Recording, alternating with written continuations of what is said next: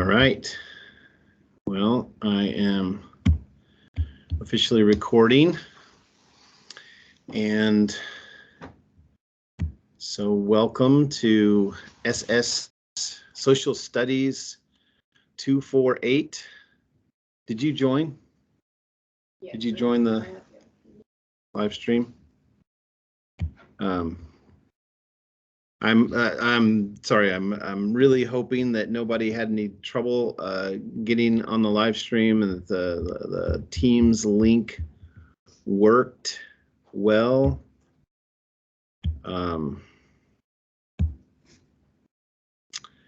For whoever tried to get on there, but if you had trouble, please let me know. All right, and theoretically, this is on your screen. So SS248, Social Studies 248, Family Living.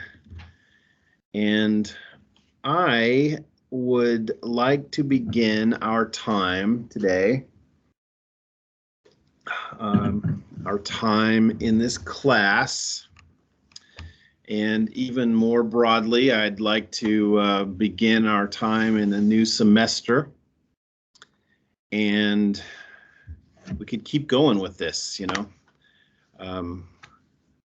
Talk about the beginning of, or you know, your season of life where you're working towards a college degree, and hopefully you have the mindset of preparing for a life of ministry and a life of walking with the Lord. So that's all pretty big and broad, but I'd like to begin with the scriptures at this point. If I can find my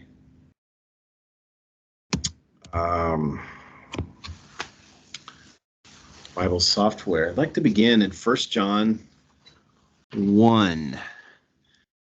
So if you would, please turn there with me. I've got it on the screen, but I always want to encourage you to open up your own Bible and perhaps like me, you have some Bible software that you can highlight things and all that kind of thing. But I want to just read from 1 John 1, 5 through 7. Let's just read 5, 6, and 7. This is the message we have heard from him and announced to you, that God is light, and in him there is no darkness at all. If we say that we have fellowship with him and yet walk in the darkness, we lie and do not practice the truth. You know, say what you mean, John, say what you want to say, but that's how he is, or how he was.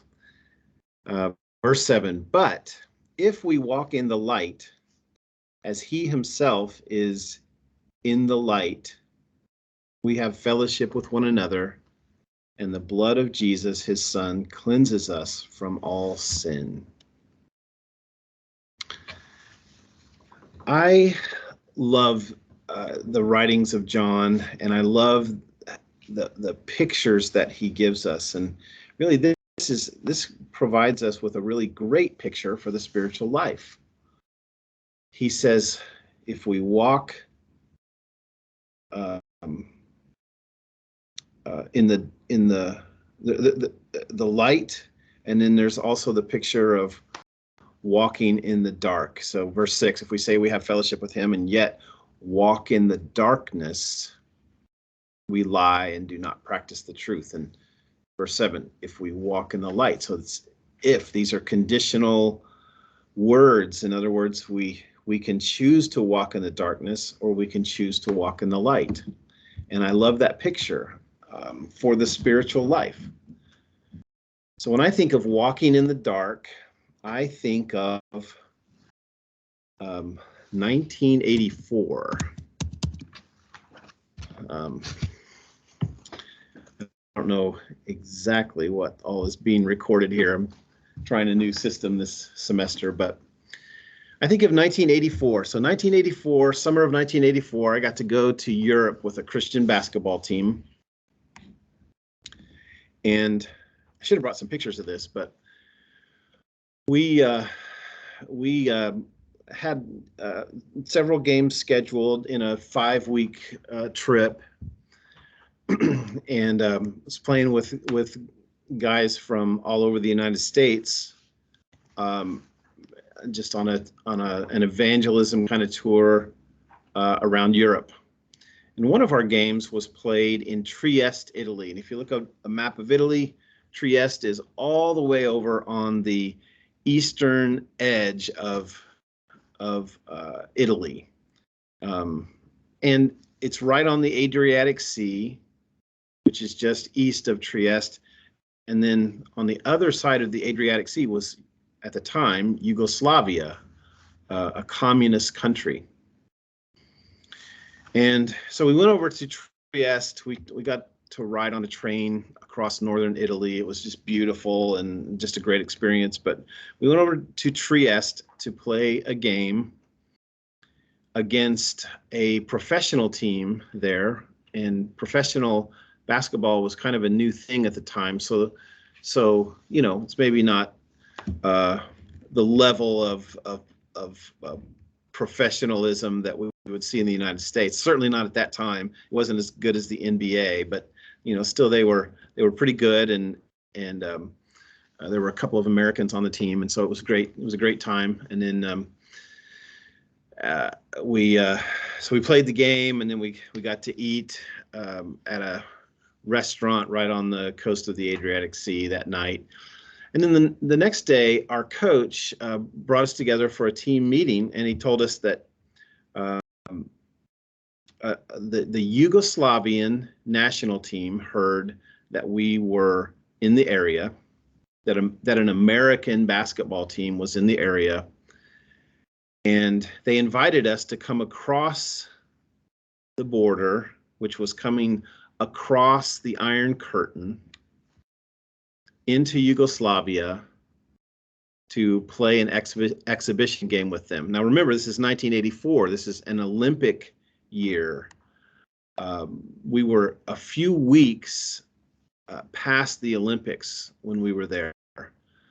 And so the Olympics were in July, early August. We were there in late August. And so the Yugoslavian national team had just played in the Olympics, and they were inviting us to come across the border and play them in an exhibition game. And so the coach said, "Do you guys want to do this?" And we said yes. It wasn't scheduled, but we really wanted to do it.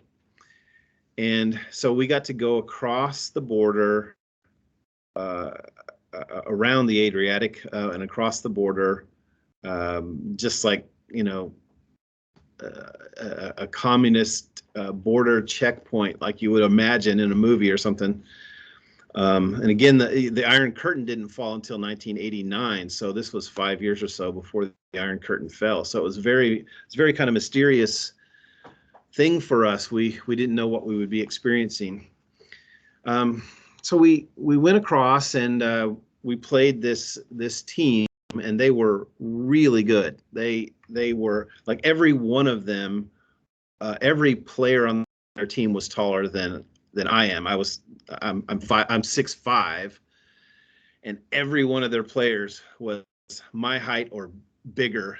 And so they drummed us. This was an Olympic team. These were the best Yugoslavians at the time. And so we played a game with them, and it was fun, and it was cool. But so then the Yugoslavian team had invited us to stay with them that night, and then we were going to go back to Italy the next day. And so we got on a bus, and we started driving up into the mountains. And didn't think much of it at first. We took off up this mountain road at sunset, set. And so it was very beautiful. We were looking out, we could see the Adriatic Sea behind us, and we could see the sun setting on the Adriatic Sea behind us, and so we didn't think much of it. But then the trip lasted a long time. By the time the bus stopped, it was pitch dark, pitch black. And we stopped on this mountain road. We were up in the mountains. It was actually chilly, and we couldn't see a thing. There were no parking lots anywhere with lights. There were no homes with lights. There were no businesses with lights. There were no street lights. It was just wilderness. And so, suddenly the reality of this situation hits me. I'm in a communist country with a bunch of people. I knew the guys on my team, but we're literally being hosted by a bunch of communists that we don't know. We don't know anything about them. We can't even speak their language. The only language we shared was basketball. We literally couldn't understand a word that they said. And suddenly I'm realizing here we're in the middle of nowhere. And we don't even know who our hosts are. We don't know what their intentions are. I started getting nervous. I started getting anxious about this whole situation.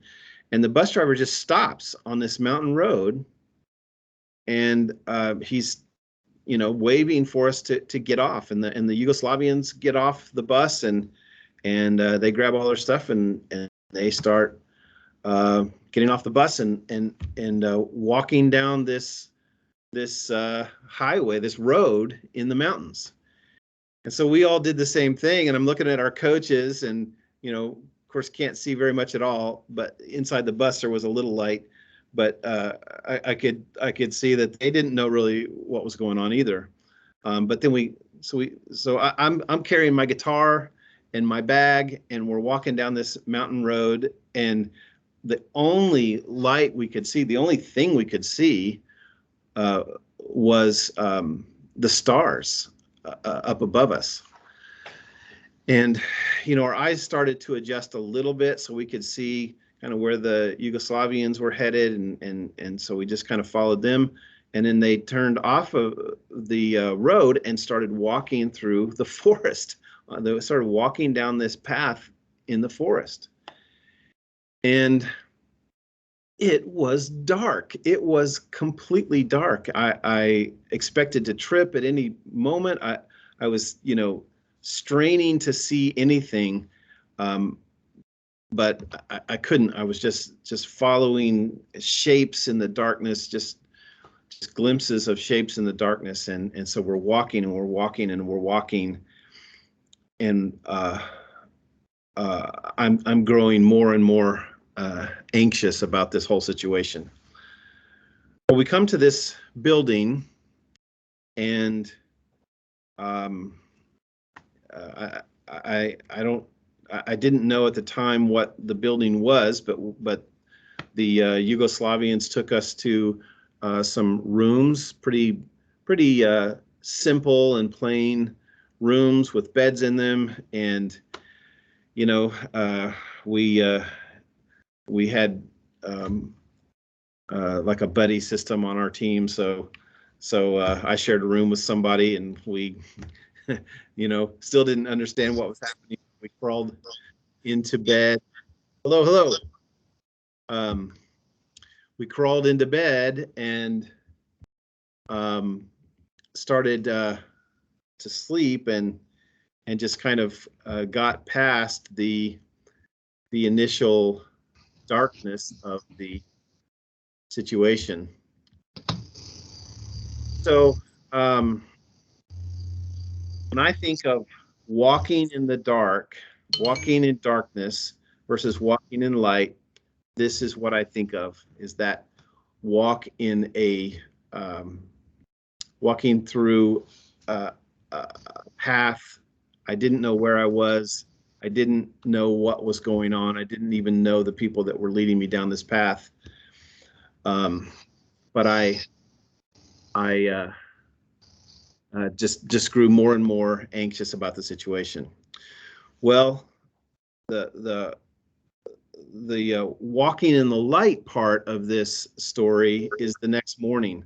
I woke up and there was a sliding glass door on one wall of our room, and there was a lot of light coming through that. And so I opened the door and stepped out onto a balcony.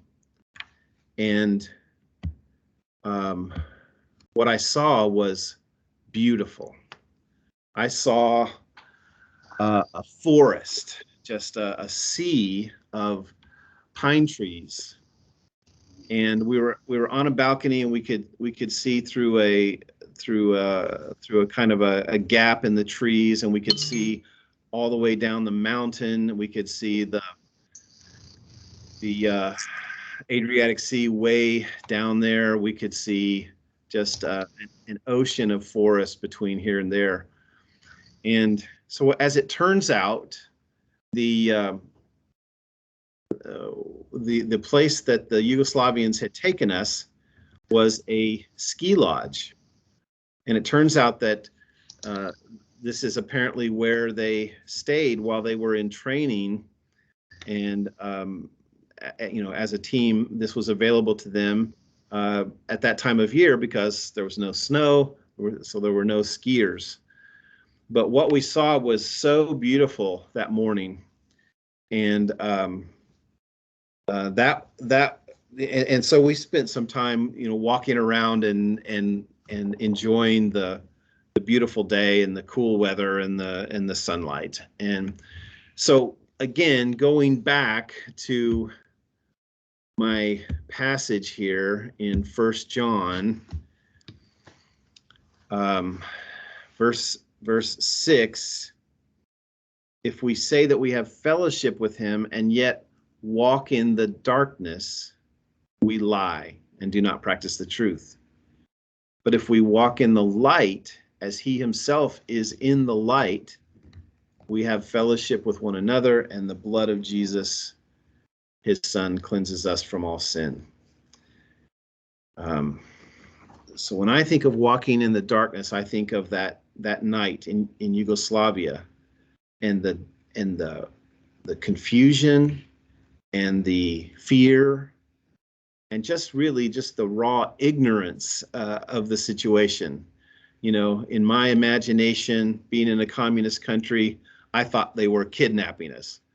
I was just ignorant. I was walking in the dark. I didn't speak the language, and it was literally dark. And so this is like the spiritual life, that when we walk in the dark, in other words, when we're not in fellowship with God, when we're not open to his truth, then we are walking in the dark. We're self-focused, we're self-led, and not led by the Spirit. But when you look at verse 7, if we walk in the light, that idea there of walking in the light is simply the idea of being open to God's truth, opening ourselves up to God's truth. And so just as the next morning in Yugoslavia, we were in the light, and what we saw was not something to be afraid of. It was beautiful, and it gave us, the light gave us knowledge, of where we were, and that we were safe, and that we were getting to have a great experience, in fact. And so I like John's picture here. The picture is we can either walk in the darkness or we can walk in the light. And the darkness brings fear and confusion and just problems. Walking in the light brings life and peace, as Paul says in Romans. To have a mind set on the Spirit is to have life and peace. And here John is saying, we have fellowship with God, and Jesus cleanses us from all of our sin. And so what does all this have to do with family living? Well, there are a lot of opinions about family there, and this is true in in everything that you're studying. All right. So I don't know what classes you all have, but I'm guessing that this isn't the only class you have. I don't know how far along in your program all of you are, but my guess is that this isn't the first class you've taken, and hopefully it's not the last class you'll take, but and the last time you'll study seriously. But the fact is that God is constantly inviting us to walk in the light, to open ourselves up to his truth. This is a key part of the spiritual life, is to open ourselves up to his truth. And so if that's in this class, if that's in a math class, if that's in a business class, if that's in a systematic theology class, are you willing to open yourself up to God's truth? In other words, are you willing to walk in the light and find the life and the peace that comes with that? So yes, there is application to family living, but I'm hoping that this picture that John gives us here will carry you in many ways through your walk with Christ, and to just help you to develop the habit, the discipline of saying, okay, God, I'm open. I don't understand everything. I don't know why you would require these things or command these things or whatever, but I'm just open to your truth, because I know that in your light there is peace, there is knowledge and a right understanding of reality and of the world and of myself. And so there's peace and there's joy. And so as we embark on our study of family living, I am hoping that you are walking with Christ, and that every other area of your life is just open to God's truth, and you're open to his truth in every area of your life, and including this class, family living, because it's such an important subject, and I'll get into that in a second. So this is kind of a map for the next 8 weeks, and so we're going to talk about the theology of marriage and of sex and of family and of parenting and of singleness and divorce and remarriage and all these different subjects that are connected to this larger subject. And so I encourage you to walk in the light, to just open yourself up. And we're going to spend the bulk of this class trying to make the case for a biblical understanding of family and of living. And what that does is it gives you the opportunity, if I'm right, and if my understanding of the scriptures in this important area of life is accurate, then that gives you the opportunity to walk in the light, to just open yourself up to God's truth. And you're gonna hear from more than just me. You're gonna do some reading, and you're gonna primarily be reading scripture, but also a textbook. And so test these things that you hear to see whether they're true, because God's light in this area is so critical to a life of joy and peace and of love and of fullness. Okay, so let me just start by pointing out that in Canvas, sorry, went past it. In Canvas, if you look at the, let me go into the student view here, just to make sure that I'm seeing what you're seeing. If you go to the files, you'll see here student notes, and I've got a Word document right here for weeks 1 and 2. And what that is, you can download a Word document, and let me show you that. Hey, Shaun. Yeah. I'm seeing your cursor move, but I've got a black screen. It's not actually sharing your document. Thank you for letting me know. So, so do you see this? Do you see the family living presentation? Nope. All right, well, let me try again here. How about now? There you go. All right, thank you, Rex. You're welcome.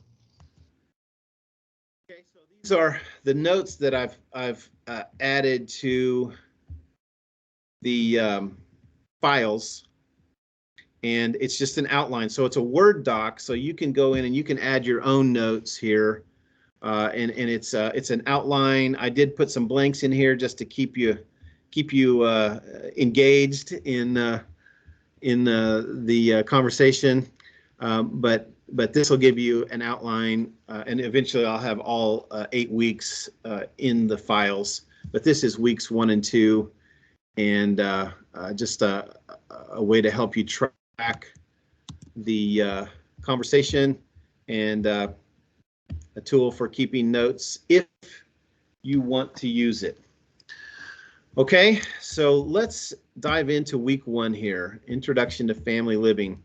So I just love this subject, and I think it's such a an exciting area of study, and often there's a lot of confusion. There's a lot of humor related to this subject, and so I did some Instagram kind of stuff here just to kind of highlight that fact. So you have this one where older siblings, the only people who will pick on you for their own entertainment, and then beat up anyone else who tries to beat you up. So that's certainly my experience with an older brother.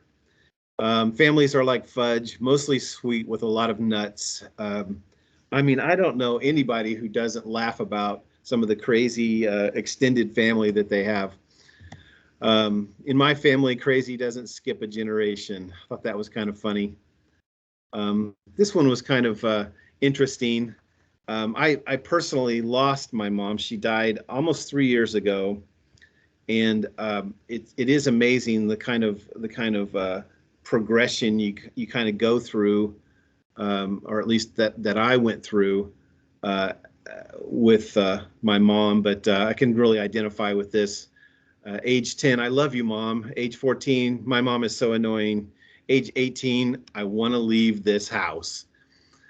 Age 25, Mom, you were right. Age 30, Mom, forgive me. Age 50, I don't want to lose my mom. And ironically, I was in my 50s when I lost my mom. But age 70, Mom, I love you so much.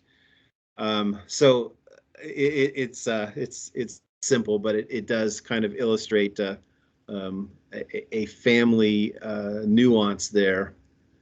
Ray Romano says having children is like living in a frat house. Nobody sleeps, everything's broken, and there's a lot of throwing up. That's about right. Another one is our family is just one tent away from a full-blown circus. I thought that was funny. Another one, if you want to call a family meeting, just turn off the Wi-Fi router and wait in the room in which it's located. That's not really so much about family as about technology, but I thought it was I just thought it was a good idea. It's a practical idea for calling a family meeting. My family is temperamental, half temper, half mental. That's pretty good. People. wow, your family is so nice. Me, fools, you know nothing of the dark side. I felt this way growing up a lot. There are also positives here, though. George Bernard Shaw said, "A happy family is but an earlier heaven." And I really agree with that. Trenton Lee Stewart said, "You must remember, family is often born of blood, but it doesn't depend on blood, nor is it exclusive of friendship. Family members can be your best friends, you know, and best friends, whether or not they are related to you, can be your family." And I think this quote illustrates an idea that's out there, and you have to wrestle with it because it's very common, but it's the idea that family isn't necessarily your blood relatives. Is that accurate? Is that biblical? And then Ogden Nash said, "A family is a unit composed not only of children, but of men, women, an occasional animal, and the common cold." I thought that was kind of clever as well. But this quote by Trenton Lee Stewart is interesting to me because I think there are a lot of people who are defining family differently. And sometimes it's not blood relatives at all. It's you know, friends or whatever. And we'll get into some of that. But family living is such an important part of life, and there's a lot of cynicism around this subject. There's a lot of confusion, but there's also a great deal of um, teaching, and there are a lot of books on this subject, and there's so much conversation about family living and what family should be, what family is in God's perspective. So we're going to start out with an introduction to the course itself. Then I want to talk a little bit about contexts, and then break down the name of the course, Family and Living. All right. So I also want you to know that I have alarms set, and so we will take a break every hour. My alarm is actually set for 8:45, and then a 9:45 and a 10:45. So that gives me 5 minutes to finish up the hour, the current conversation, and then we'll take a break at 10 minutes till each hour and come back at the top of the hour. All right, so I've got an alarm set. We'll take a break here in about 20 minutes. All right, so first of all, I want to hear about you. I want to hear where you're coming from. So I did this last year, or last time I taught the course. The last couple times I taught the course, and we tried to do that in class, but of course, very often half the class is online, so that doesn't really work. And so I decided this year to make this an assignment that you turn in, that you record yourself talking about your family, and that's part of a discussion. And so I want to make those available for everybody, partly so that we can just connect names and faces, and so if you're online, you're not a faceless person out there and just a name to me, but so I can get to know you a little bit, but also just so I can get a sense of where you're coming from on this subject, because when you say family, for some people that's a really, really good word, and when you say family for other people, it's not, and it's just a source of pain and disappointment. And so I want to just get a sense of where you're coming from on the subject. All right, so just let me hop over here to Canvas again, and just to point that out in case you haven't looked at this yet.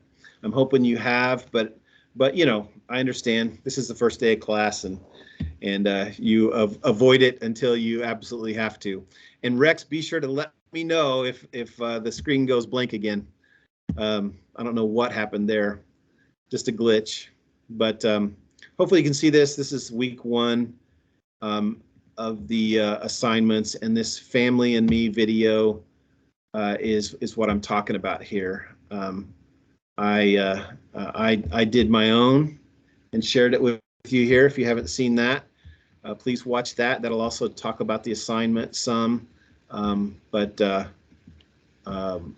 What I'm wanting you to do is record. So you just use this reply feature, and you find the record upload media option, and then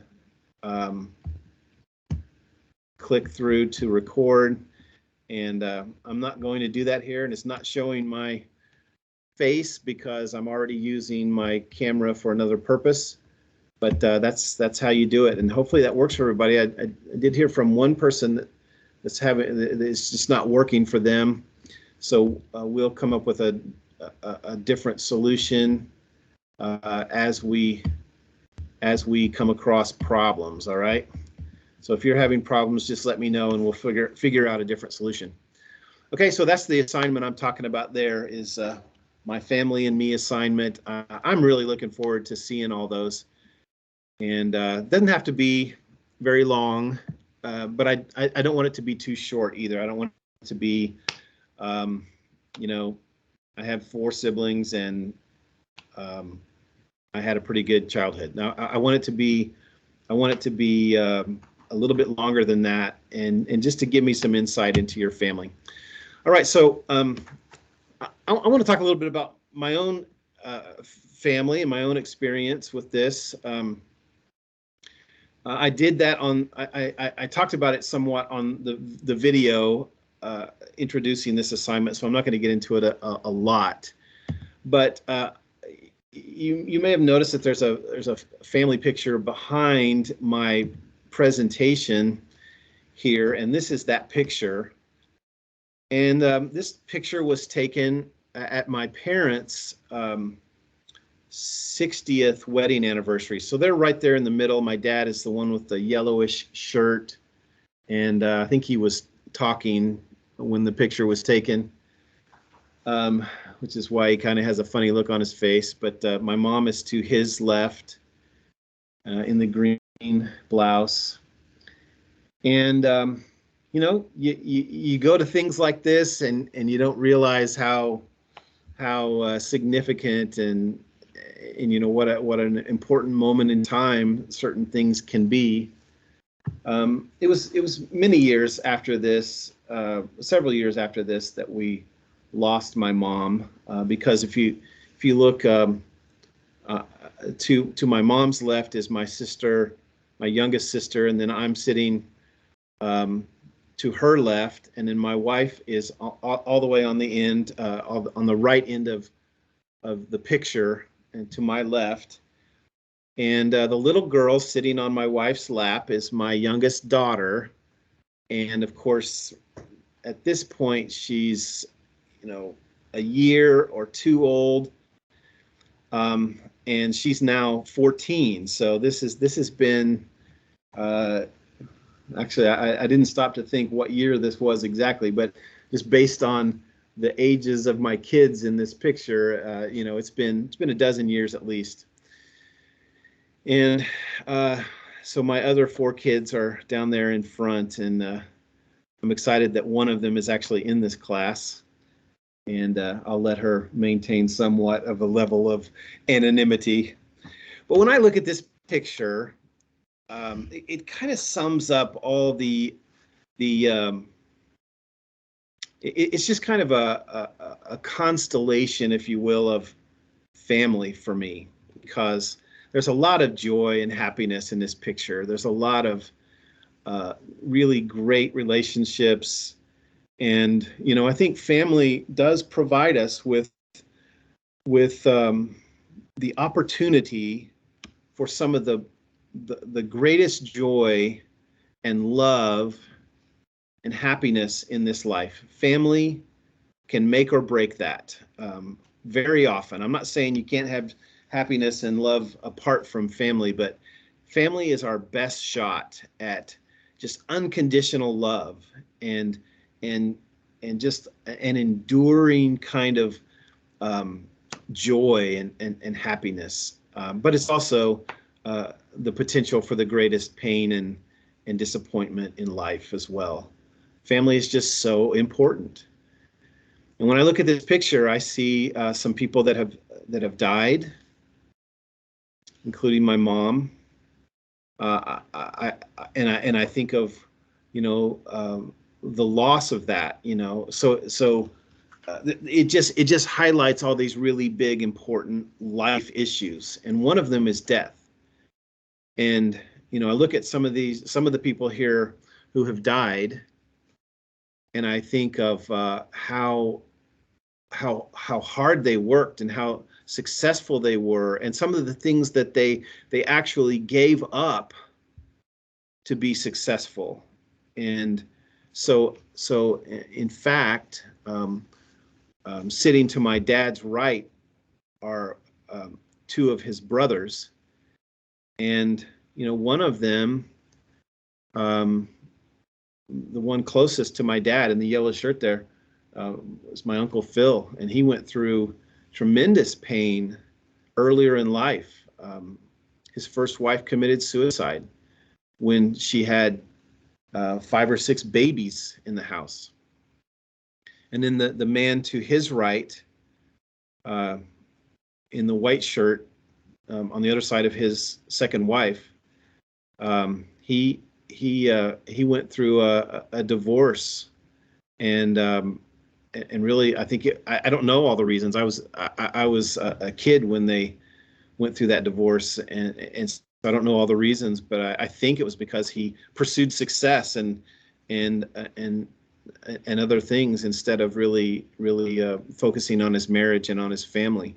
The good news there is that actually he and his wife came back together later in life, and it was kind of a beautiful ending to that story. But family. I look at this and I see people who have gone through a lot of heartache and a lot of difficulties. At least one of these people has a serious health challenges, is on the autistic spectrum, and actually 2 of them. And so they've gone through all kinds of difficulties related to their mental health. I see people who've gone through all kinds of physical challenges. I see couples that have gone through difficult marriages. I see couples who have gone through very difficult things together. I also see a lot of joy, and this picture represents some really great marriages. In fact, my wife and I celebrated 31 years of marriage yesterday, and so this picture also represents just a lot of stability. This is generational stability. My parents weren't always happy. They weren't always happily married. They didn't always have wedded bliss, but they stayed together, and they always worked through their problems, and that was just a great part of my life. It's a great heritage. I see people who've made a lot of mistakes. I see people who have done some pretty significant things in their lives, and it impacts the rest of us as a family. And so that's kind of the backdrop. There's my alarm. There's my 5-minute warning. All right.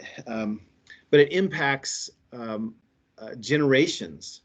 And so I just think it's so important for us to get this right, and to understand God's intent for family, and to just open ourselves up, walk in his light, the light that he has given us about family, and choose his way, choose to walk in the light.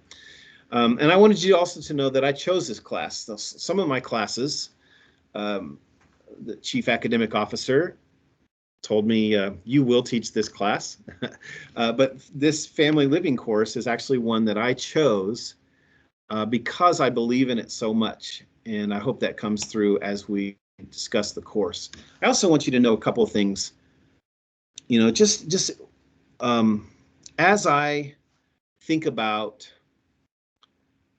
my faith and how it relates to this course, and really how it relates to, you know, our relationship, a professor and a student, and fellow Christians. I want you to know some things, and I'm very sincere about this. I can understand where it might come across as trite or whatever, but I'm very sincere about this, and I'm not just saying this because my daughter's in this class. The fact is that I love you all. I love you. You know, the scriptures say that we love. Where does love come from? You know, and love is such an important part of the conversation of family. But where does that come from? It comes from the fact that Christ first loved us. We love one another because Christ loved us. And some of you, I don't know anything about you. I don't know anything except your name. And I'm hoping that changes as we go through this course. But I want you to know that by default, I love you, and I want what's best for you. And so that translates to I've put my heart into this class, and I want to share these things that I've studied, and the thing.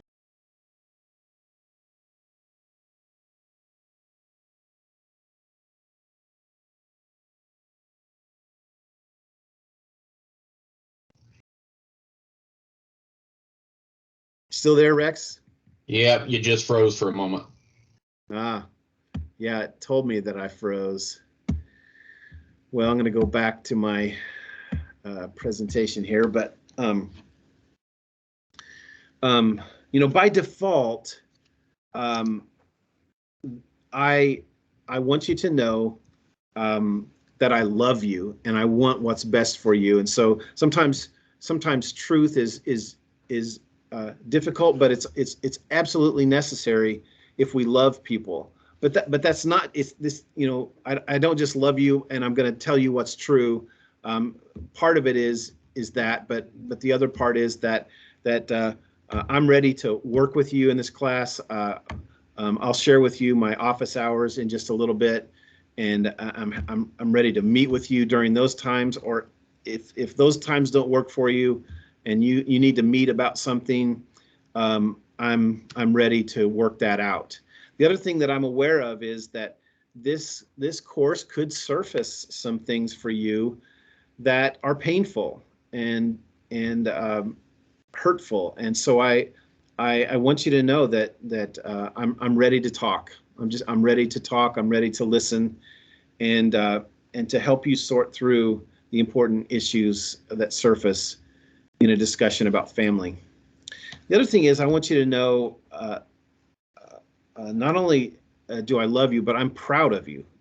When I think about all of you, you know, pursuing a degree, which I hope you have the perspective that that's also pursuing God's will for your life and His preparation for you as you seek to discover the life work that He has for you.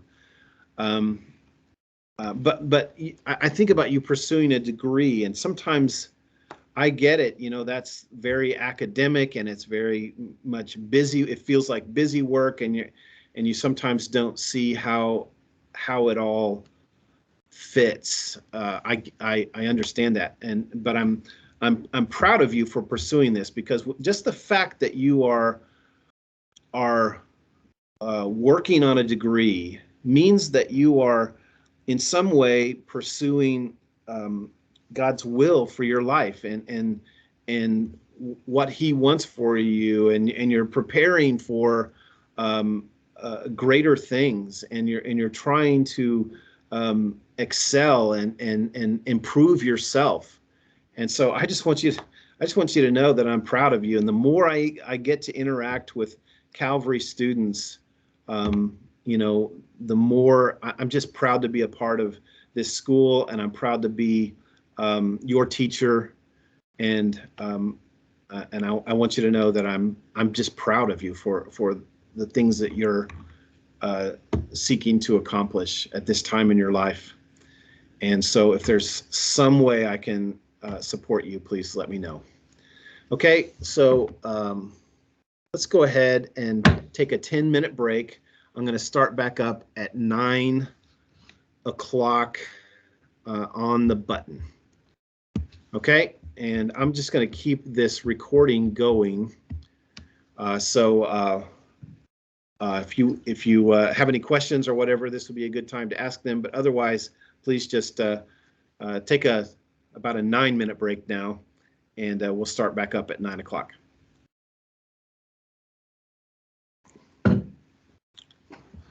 All right.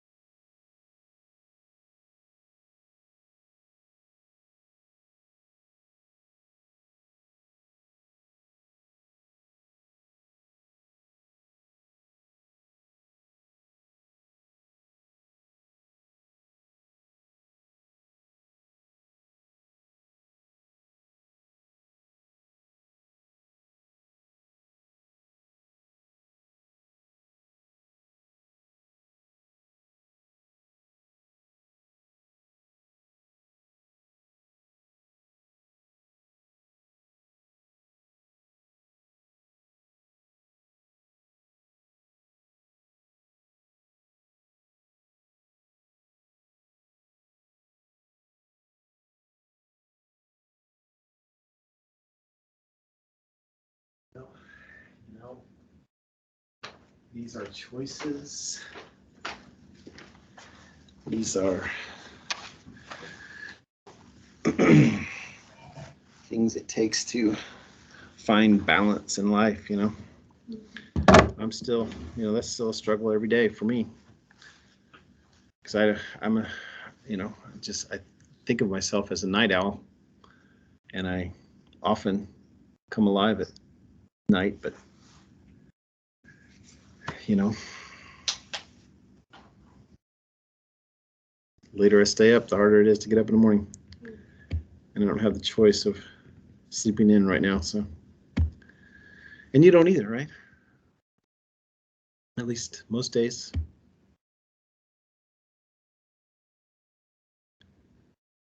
Okay. Let's see here.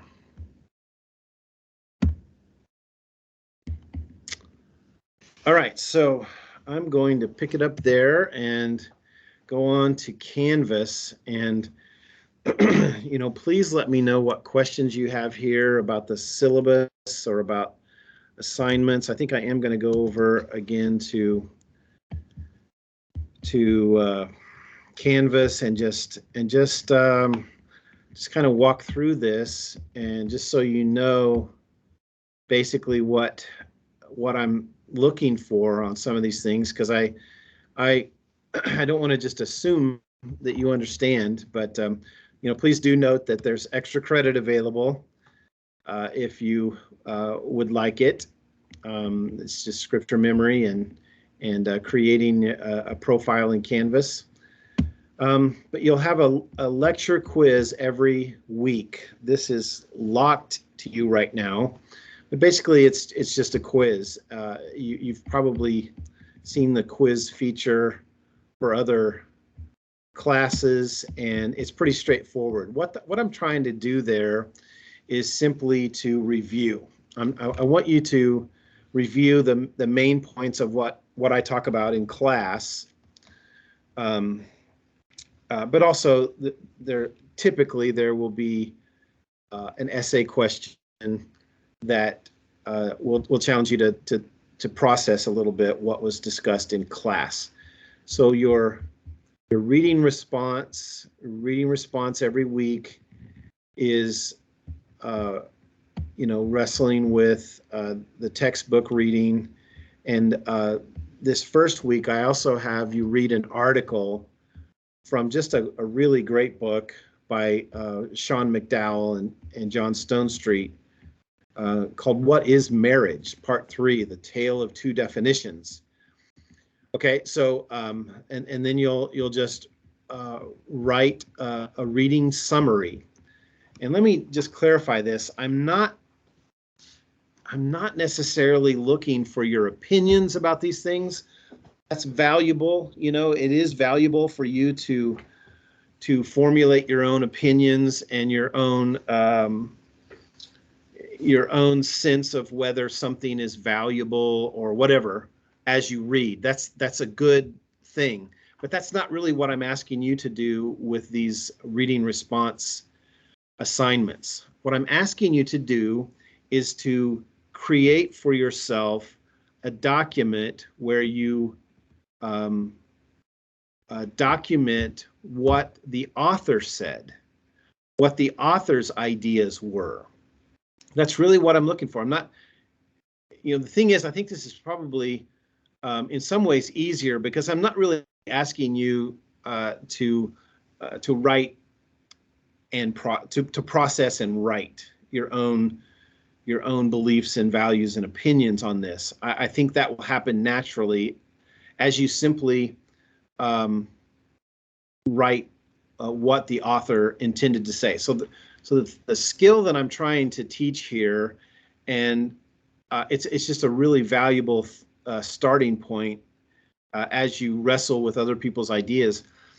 The skill I'm trying to teach is how to read a book. It actually, the format of this the basic ideas here come from a classic book by Mortimer Adler and the title of the book is How to Read a Book. And it's definitely worth your time, but the basic idea is that we need to first and foremost understand what somebody is saying. So this exercise of the reading response should also help you become a better listener, not only a better reader, but also a better listener. So if you can see here, I need you to, give me that bibliographic information. That's pretty standard, but that's also for your own records. So my hope is that the things that you read here, you'll want to refer back to, because hopefully someday you'll get to teach about family, or you'll just want to continue your own self-education about family. And this, documenting the bibliographic information will help you to remember where you read something or where you got a quote from. But here's the heart of it, is the author's intent. What is the author trying to accomplish here? And when I do this for my own reading, I try to select a quote, a direct quote from the author, where the author is saying, this is why I'm writing this book, or this is what I want to accomplish as I write this article. Okay, so you're looking for that intent statement. What is the author trying to say here? And very, very often, and it's very true in the textbook for this course, very often a writer will say, this is why I'm writing. We could even look at a biblical example of this, because really, the deal is that, I went past it. even as we, develop this skill for this class in reading a textbook, it's actually an important biblical Bible study technique and method. We always want to look for the author's intent. So 1 Timothy 3:14, for example, Paul says, I am writing these things to you, hoping to come to you before long. But in case I'm delayed, I write so that you will know how one ought to conduct himself in the household of God, which is the church of the living God, the pillar and support of the truth. So here we have a very clear purpose statement from the Apostle Paul for why he's writing 1 Timothy. He wants us to know how to conduct ourselves in church, in the household of God. Think also of John 20, what is it, about 31, 30. So John chapter 20, verse 30, he says, therefore many other signs Jesus also performed in the presence of the disciples, which are not written in this book, but these have been written so that you may believe that Jesus is the Christ, the Son of God, and that believing you may have life in his name. So John tells us here that he wrote his gospel so that we would believe, so that people would believe. It's actually the only evangelistic book, overtly evangelistic book in the New Testament. And so it's critical for understanding the gospel and understanding evangelism. So, but the point is that John made it very clear here why he wrote the book. And very, very often you will find that an author states their intent for writing. It's not always true, so you have to think a little bit more. But what I'm asking for in these assignments is that you look carefully for when the author says, this is why I'm writing. And the textbook author, Kostenberger, he's very good at this. So you'll find it very easy to find that author's intent statement in this textbook, okay? And then what you're doing is you're looking for core concepts, either using direct quotes from the author or your own words. Summarize the list, list of the core ideas the author provided to support the intent of the book or article. So you see how this is such a great skill for just simply learning how to read. You find out what the author wants to say, then you find out what the author said about what he wanted to say or she wanted to say. Make sense? So you're looking for the core concepts. All right. How did the author go about accomplishing their intent for writing? All right. And so I have here, remember that especially in modern books, like if you look at an older book, I was looking at one just the other day, and it was just text. There were no subheadings. There was no kind of clues and tips from the publisher about, the author's going to start a new subject here or whatever. It's just text, just all kinds of text and chapters. Okay, but very often in modern publications, there will be subheadings, and those subheadings represent the core concepts that the author is trying to communicate. So let me go over here to our textbook, Marriage and the Family by Andreas Kostenberger. He actually lives here in Kansas City. So maybe we'll get him on online for an interview at some point or something like that. But let me just show you an example here. So let's see, let me go to if I can find it. Let's go to the table of contents. Let's go to chapter 5 on singleness, okay? And so what you have here is you have singleness, and I've got some things highlighted here, but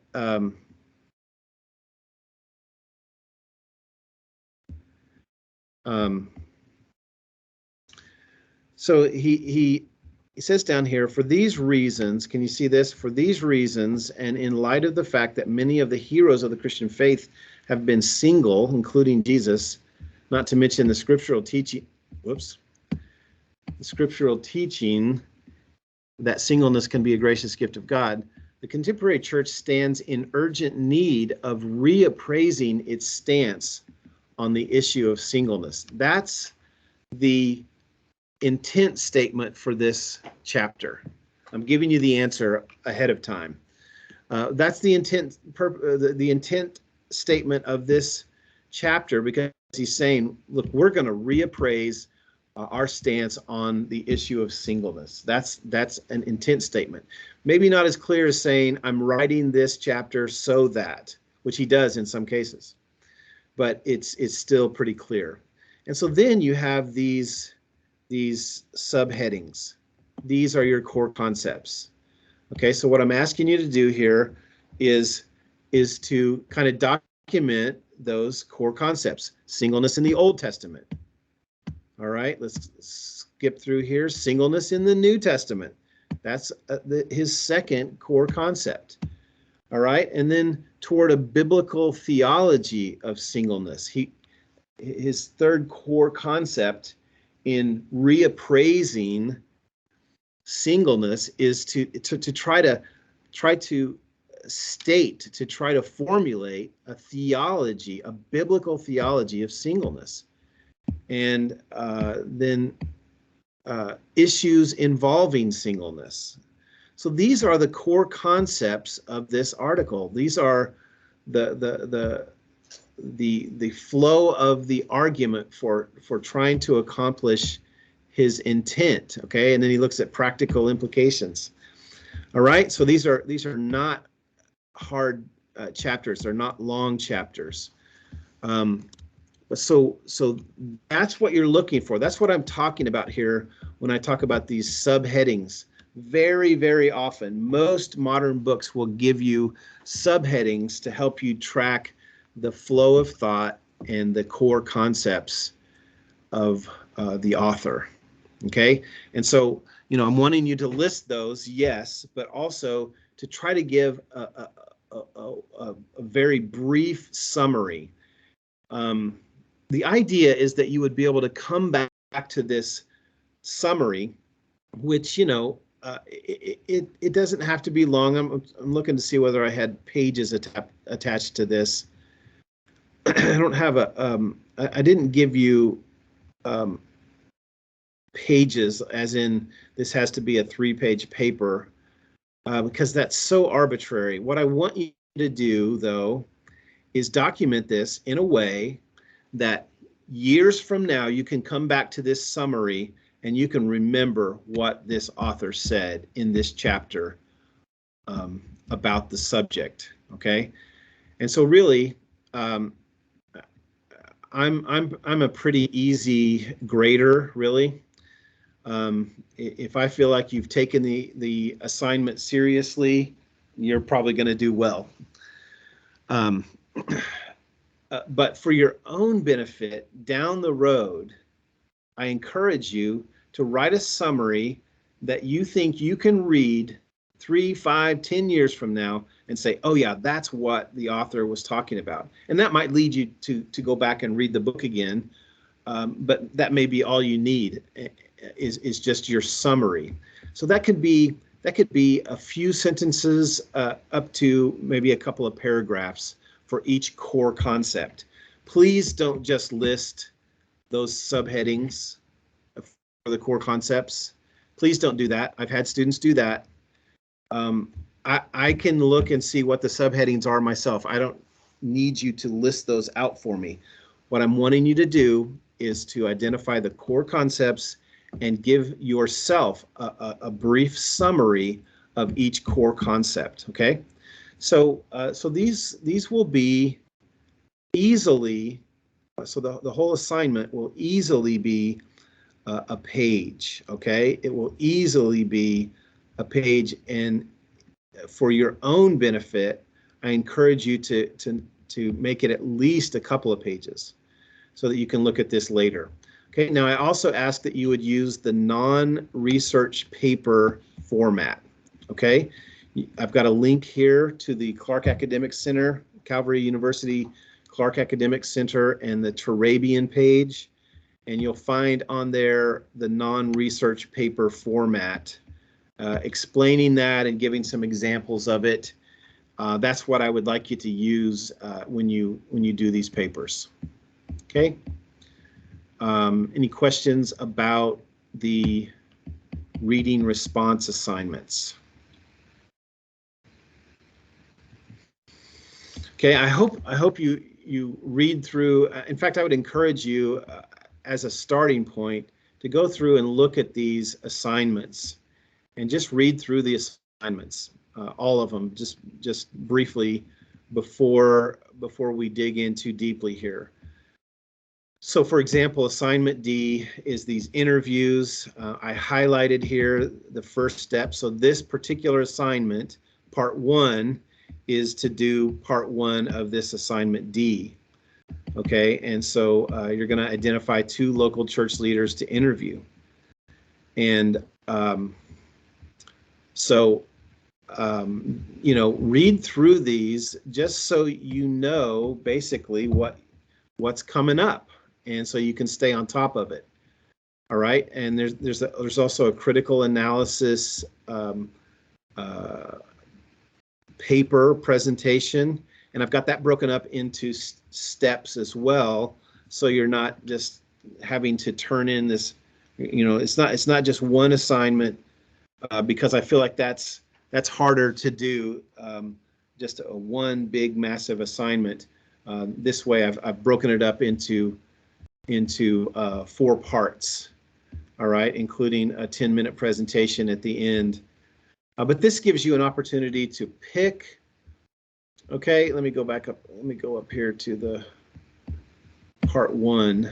The critical analysis project really is a better word.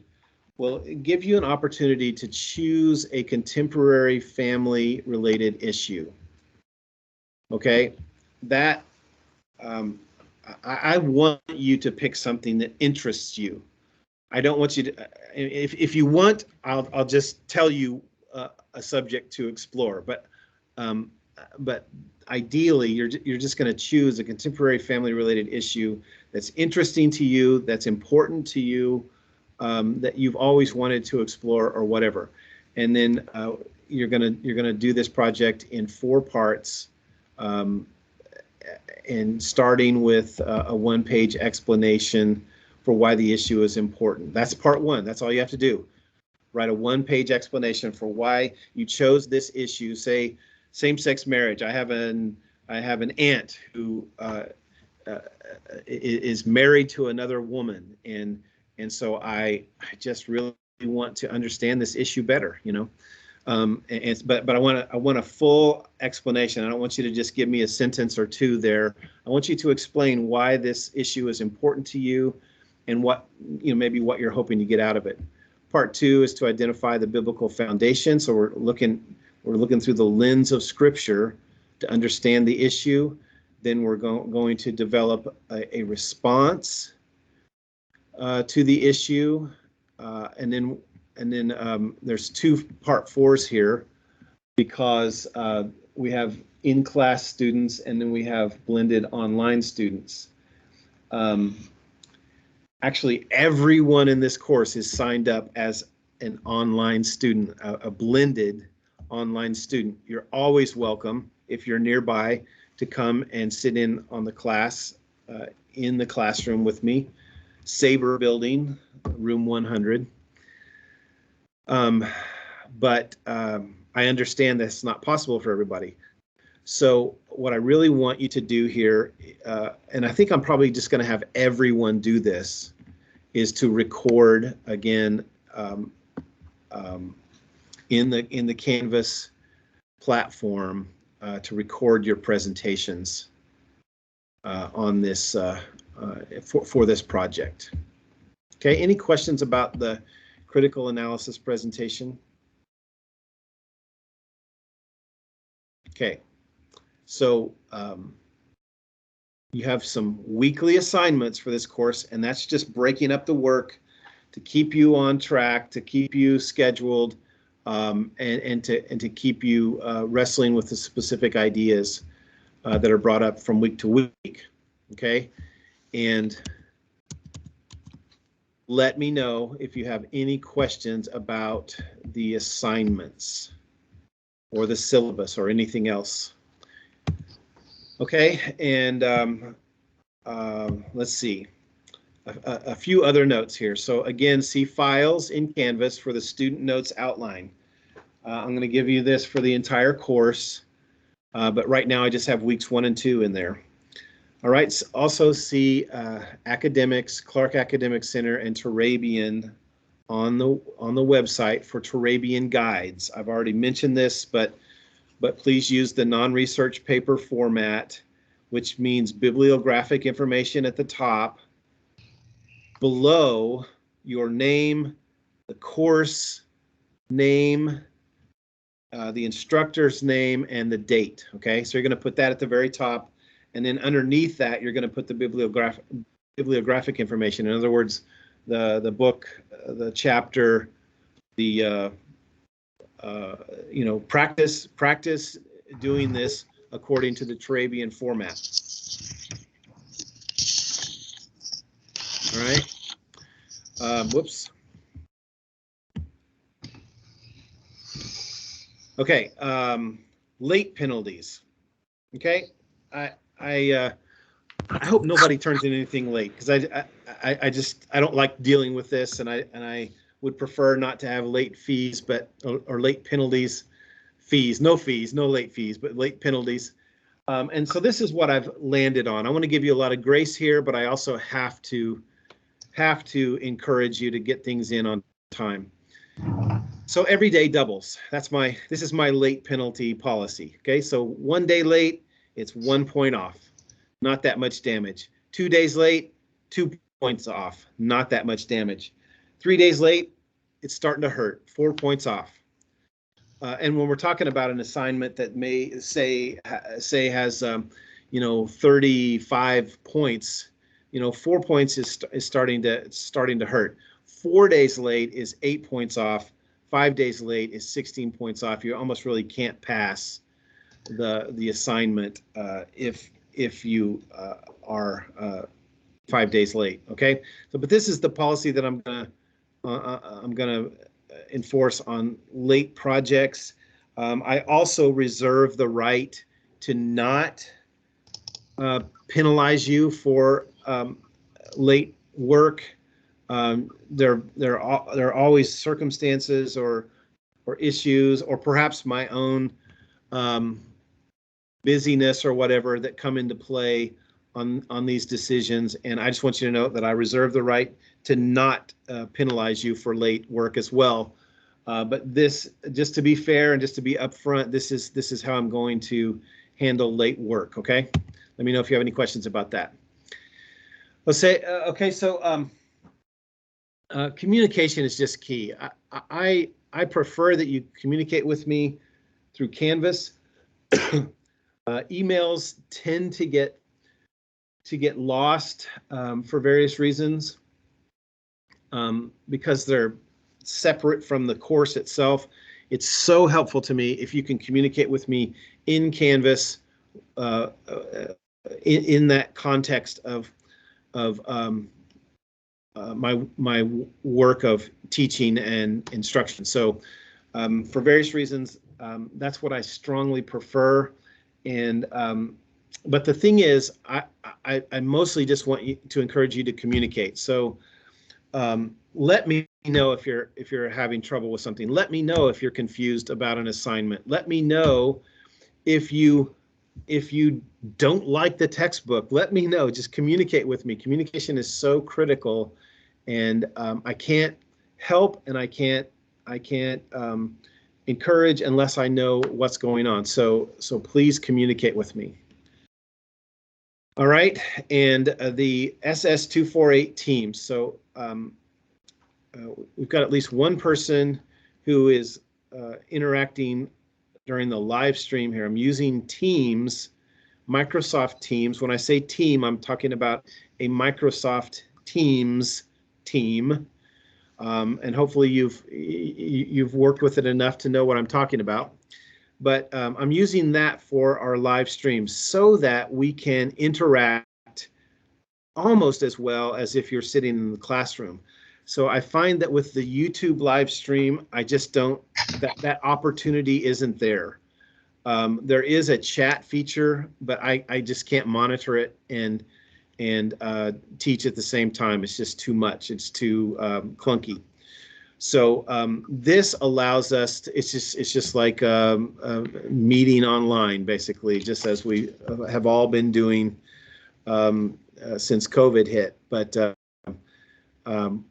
please let me know, those of you who are watching this recording, please let me know if you're having any trouble. If you would like to join us live stream, I would love that. And so if you're having any trouble signing into that team, just say so, and we will work it out. All right.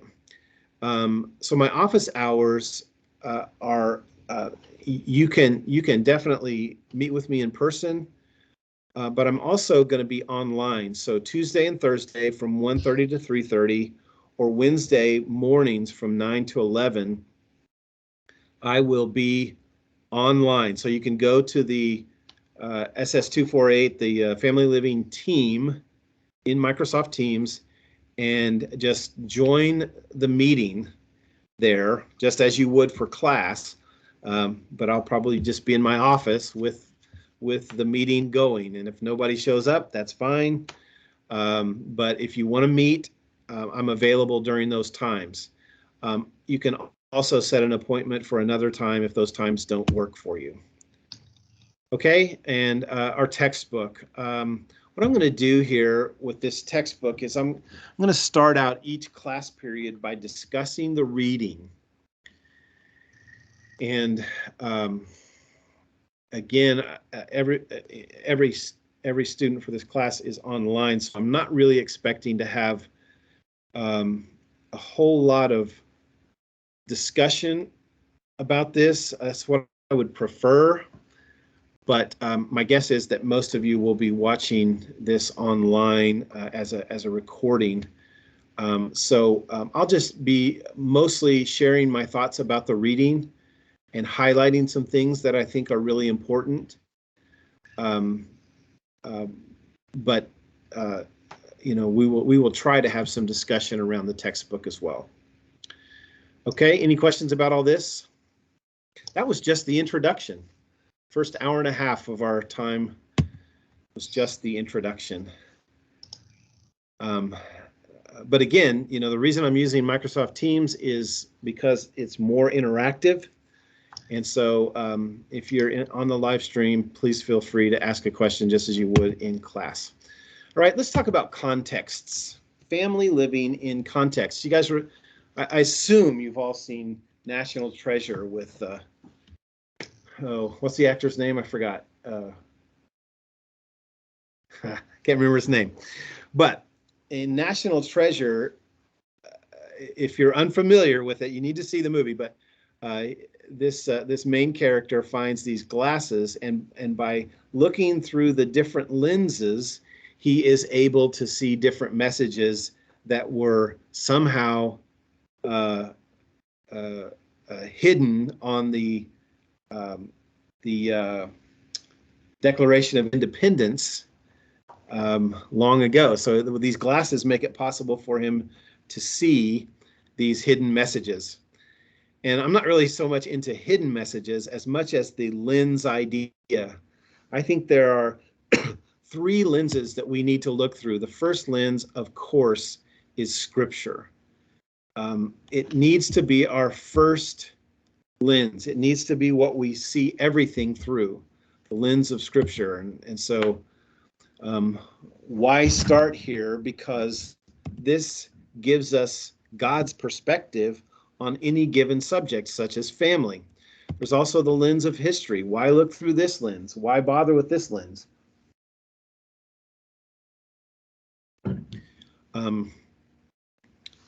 I think that we can learn from history. We can learn good things from history.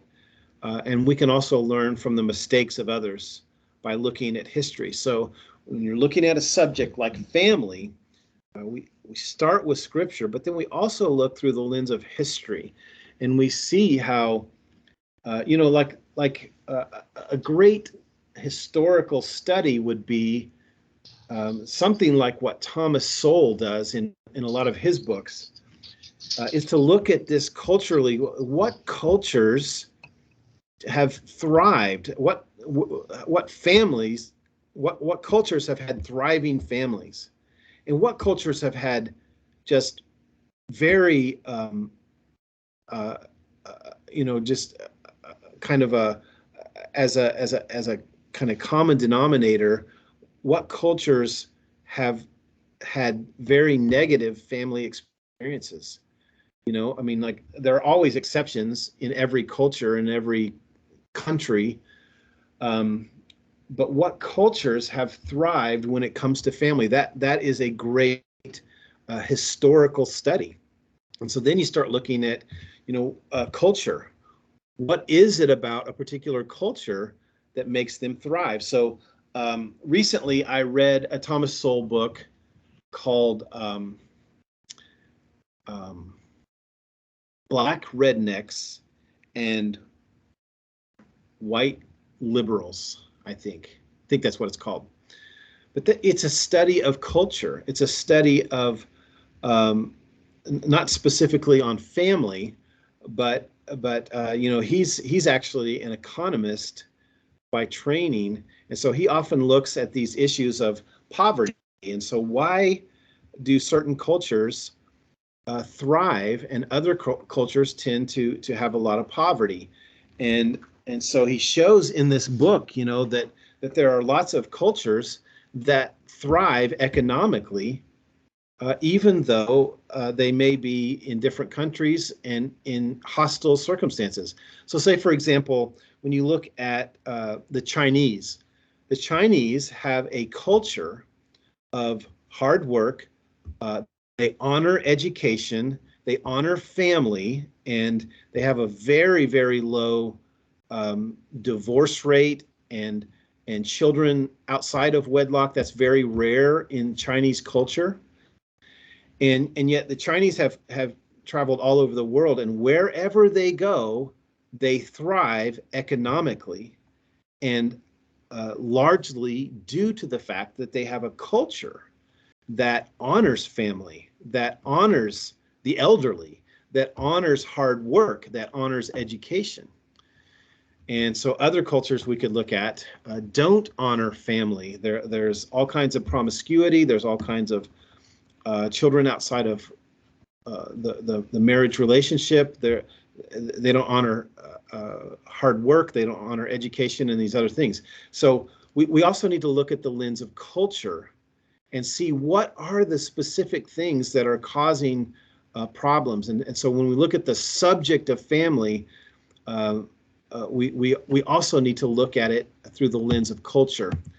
And so we need to see an issue like family in context, in other words, in the context of Scripture, first and foremost.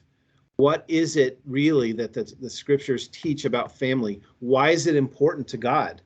Why is it the very first thing that God commands is be fruitful and multiply? Why is that? So that's what we're getting at. That's what we're looking at here. When we come to an issue like family, first and foremost, looking at Scripture.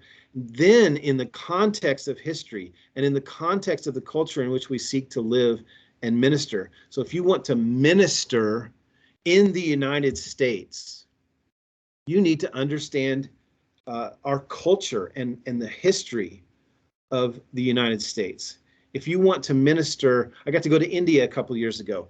If I was planning on serving there long term, I would immerse myself in, first and foremost, the Scripture, but also understanding the history of India and the culture of India.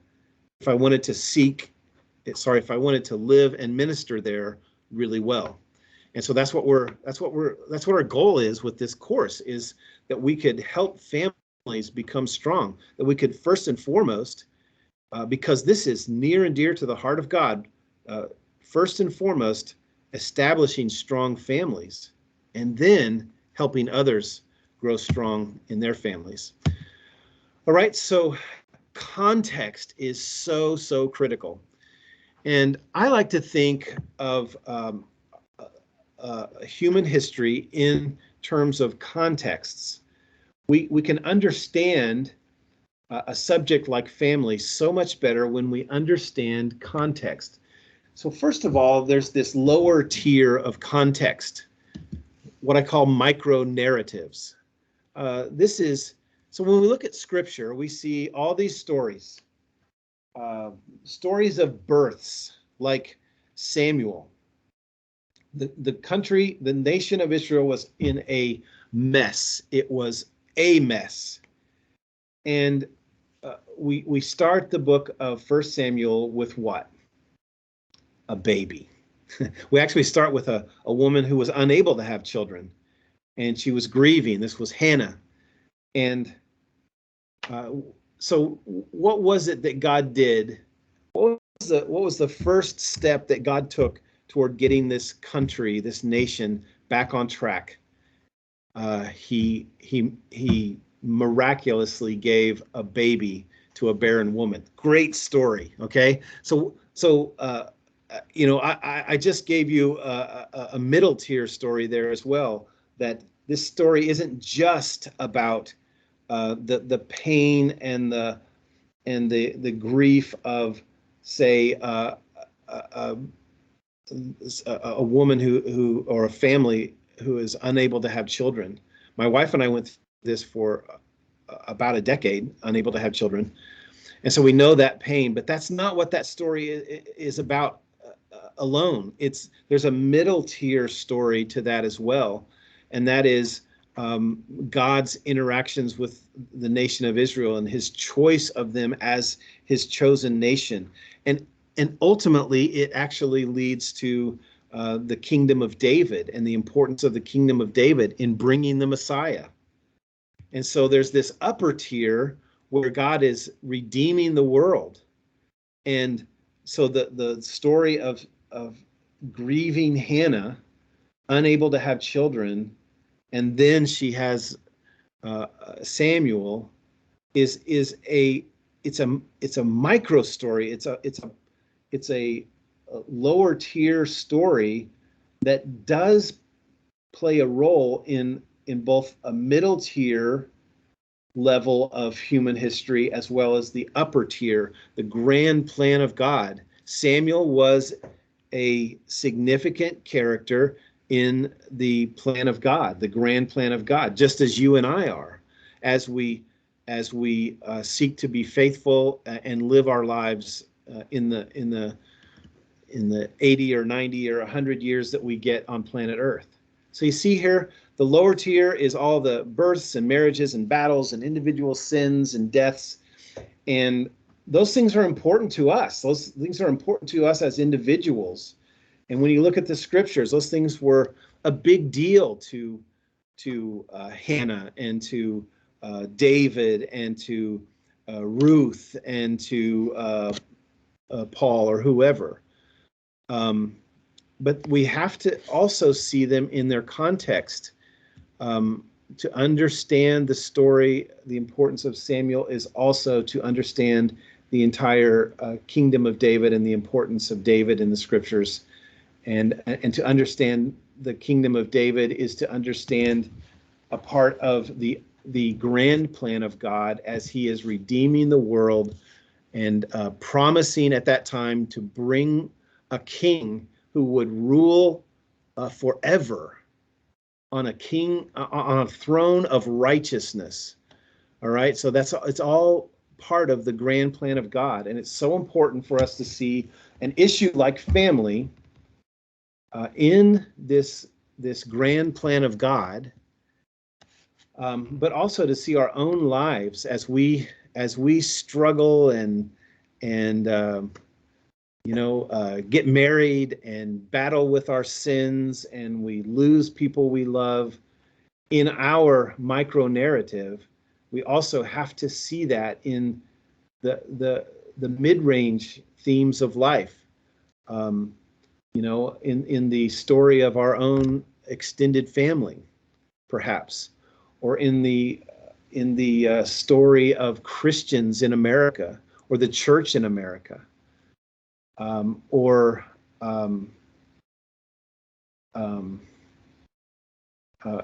we have to see our own lives in the grand plan of God and just understand what God is doing in the world and how the things that we struggle through are a part of his plan, and the pain and suffering of this life is not going to continue forever because God has a grand plan. So it's important for us to see the subject matter of this course in the proper contexts, plural. There are many contexts, and this graph represents 3 of them. Okay, I also hope that you have already dug into dispensationalism some, because really dispensationalism is an explanation of the upper tier, the grand plan of God. So you go all the way back to the far left of this chart and you see innocence. The world was created in innocence. Adam and Eve were, they had a relationship with God that we can only dream of right now. It was very, very different. Everything was different. God created everything good. And when you look at the right side of the chart, the kingdom, if you see kingdom down there at the bottom, that is essentially innocence. It's getting us back to God's intended life for us in innocence and in goodness and apart from sin. And that's really what dispensationalism seeks to do, is to explain the flow of history and how God has interacted with people since creation. And so we need to understand, this helps us understand the context in which we live. We are here.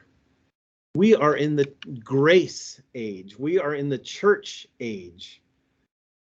After the cross, thank God we're after the cross. We're not in the law dispensation. Okay? Thank God we're not under the law anymore. In the law, they had to sacrifice animals. Today we pamper them and we buy them snacks and we we treat them like family members. We don't sacrifice them on altars. Thank God we are in the church age, and thank God that he has told us he is bringing us to, he's bringing this thing really full circle back to innocence. And that's what the kingdom will be. And thank God we have that hope that things aren't going to be the way they are forever. So we need to understand this in context. So we need to understand family living in the context of the church age, okay? And that comes into play as we begin to talk about the relationship between the family and the church. We live in, there's my 5-minute warning. All right, 5-minute warning for the second hour. But we live in this context. After the cross, we live in the context of grace. And so we don't stone our daughters for being promiscuous, and we don't stone homosexuals anymore. If that ever really did happen, we live in an age of grace where the Spirit is working, and we're called to walk in the light of God's truth in a way that previous generations under the law could only dream of. Okay, so in the final hour, we're going to come back and just really look at the title of this course and look at the issue of family, and then look at the issue of living. It's a good title for a course. Some of the courses don't have good titles, in my opinion. I changed one of them once, but this one has a good title, and we're gonna use that as part of our introduction to this course. All right, so actually, let me go ahead and get started, So we have 5 more minutes here. So what is family? What is family? As I said, when we were looking at the Pinterest screenshots, some people think of family as just any group of people that comes together and hangs out, and loves each other. And that's beautiful, and I'm not trying to take away from that at all. But is that a family? What is family? And if we were actually discussing this, and these are some questions that you may deal with in your quizzes, but hopefully these are questions that you will wrestle with throughout this course. First of all, culturally and historically, what have been some of the different answers to this question? What is a family? Why does it matter how you define it? All right, so why does it matter if somebody wants to define family as a group of friends that gets together and they rent an apartment together? Or why does it matter if 2 men want to come together and be married and be a family? Why does it matter? Why does it matter if they define how we define family? Why does that matter? What are some of the challenges facing the family in our culture and in our time? So these are big questions, and my hope is that you will wrestle with these questions as we go throughout the course. Let's get down to the foundational ideas of this subject. What is a family? And just in being curious, even if you're just curious, it's a great question to ask. What are some of the different answers to this question? It's a great these are great conversation starters, by the way. These are questions that you could use just to engage people in conversation and hopefully get into spiritual conversations with people. How do you, what would you say to this question? You could say, I'm in a class on family living. I'm just curious. What would you say is a family? Or maybe you could ask someone, do you think it matters how we define family? And maybe ask someone about their own family and the challenges that they face, but then also ask them to think in broader terms of what do you think are some of the biggest challenges facing families today? And let me just go back to that just for a second. I got to work for 3 years with an organization that was specifically focused on helping families in poverty. So one of the challenges facing families today is this, that the fastest growing, actually the second fastest growing segment of society that is in poverty is family or families. Okay, so we tend to think of homelessness as a drunk guy sleeping on a park bench somewhere, a single man somewhere. But actually, families are the second fastest growing segment of the homeless population in America. Why is that? What's happening there? So we were specifically focused on helping families, and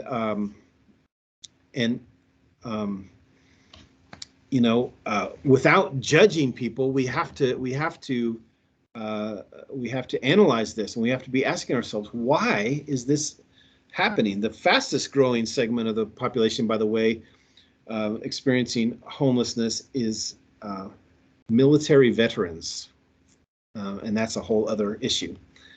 But poverty and homelessness are a couple of the challenges facing the family today that really it just hasn't been there. It hasn't been a problem for families for that long. So we'll get into that somewhat. What is a strong family? So not just defining just fundamentally what a family is. What is a strong family? All right, we'll come back to this. I'm going to give you another 10-minute break here, and we'll get started with the last hour at straight up 10 o'clock. All right, take another break.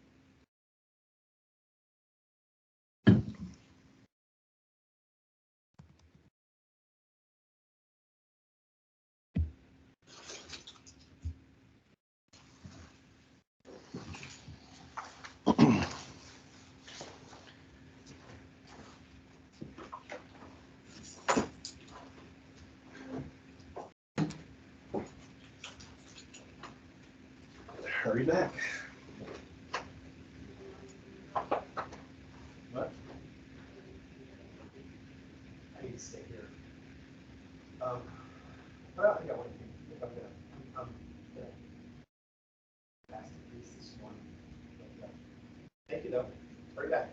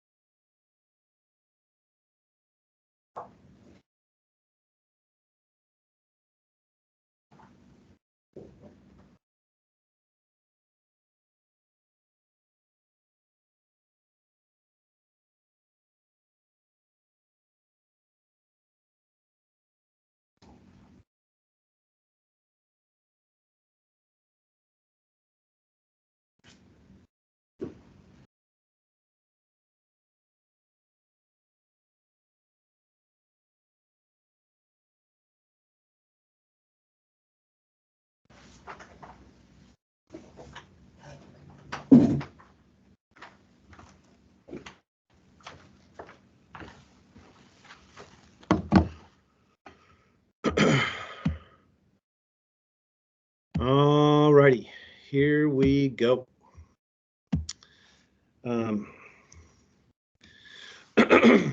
Final hour here. So we're looking at the questions that this course seeks to answer ultimately. And one of those is, what is a family in the first place? What is our foundational, fundamental understanding of what a family is? How do we define it? But then also, what is a strong family? What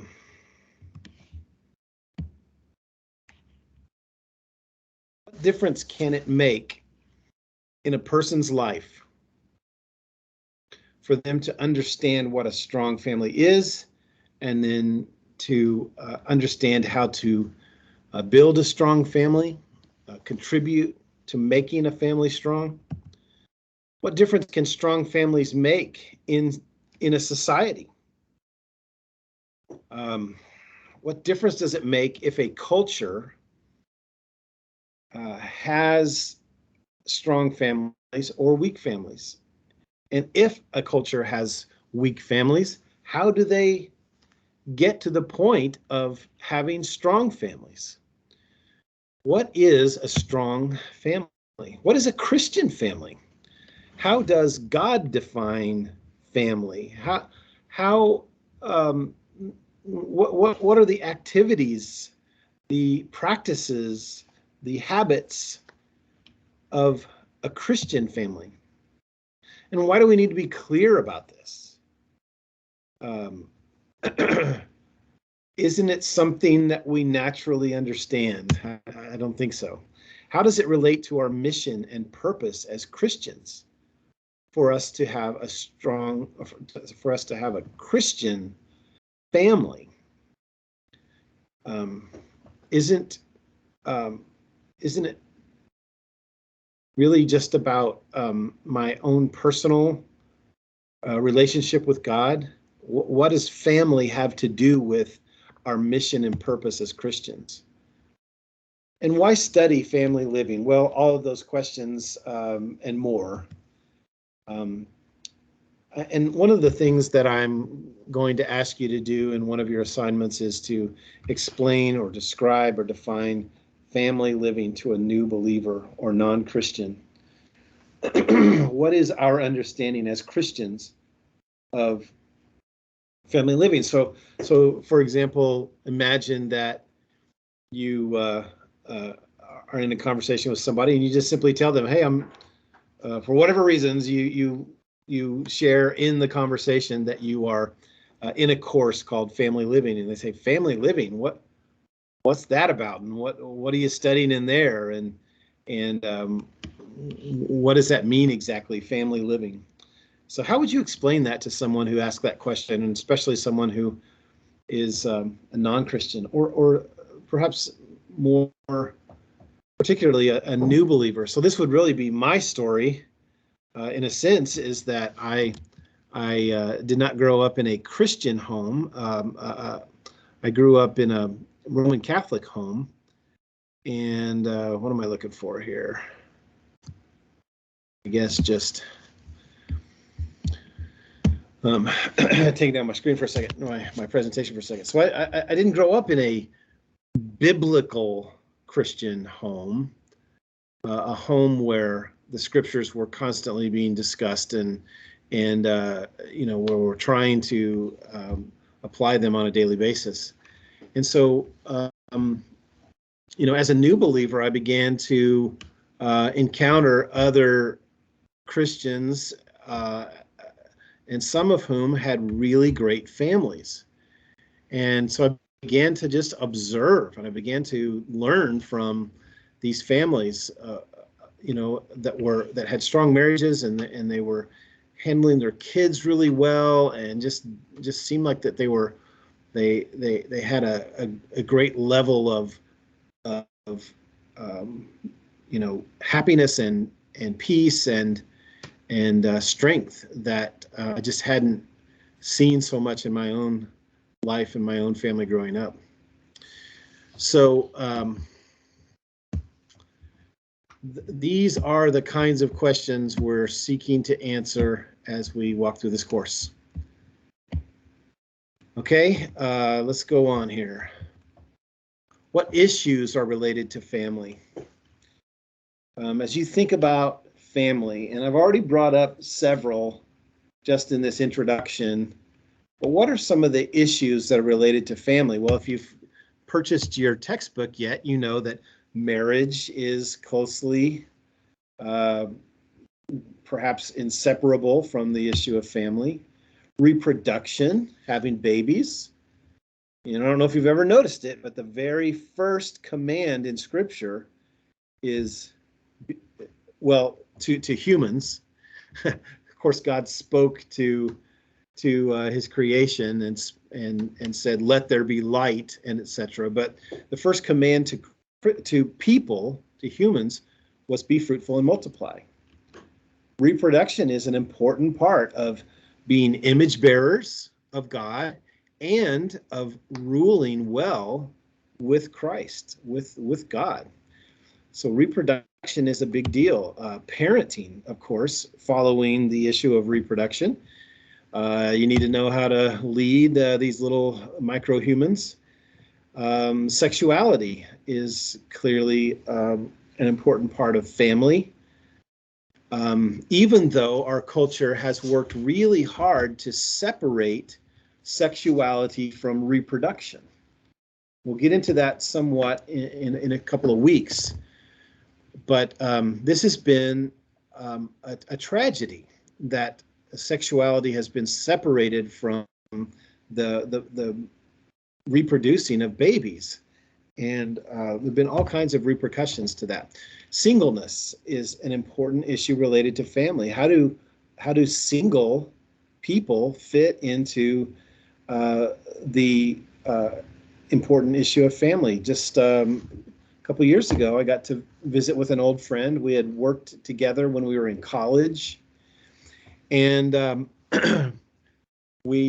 forget how we came across each other, maybe at a church or something, but we went and had some lunch together with another friend, and so this guy was in his early 50s, and he was still unmarried. He didn't believe that he was necessarily called to be single, but he was still single in his early 50s, and so we had a great conversation about that.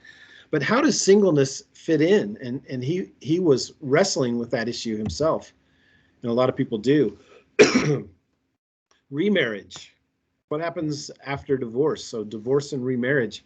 What happens? When should a person remarry? When is divorce biblically acceptable? These issues are closely related to family and church, and a lot of people miss this. A lot of people don't make the kind of connection between family and church that they need to, that we all need to as the body of Christ. And so that's a really important issue that we'll be covering. All right, so all these issues are addressed in your textbook, and hopefully you've got a copy of the textbook. I have it on Kindle. I don't have a hard copy, I don't think, but these issues are addressed in your book. And so what I've done is I've designed this course to follow those topics as we go through the book.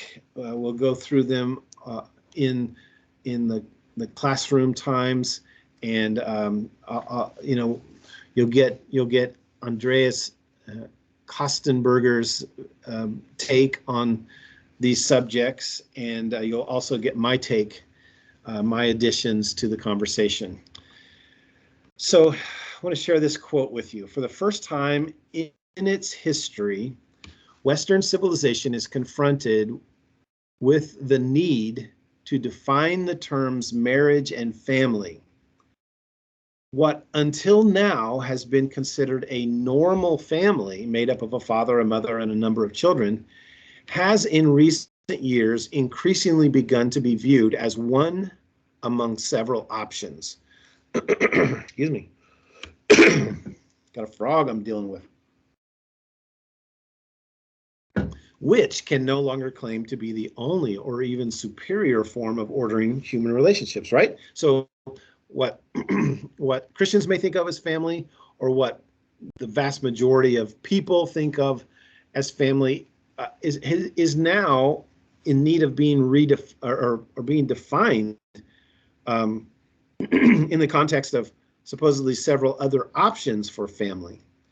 And it's very unpopular for us to to say that this form of family is a superior form of family as we think about ordering human relationships.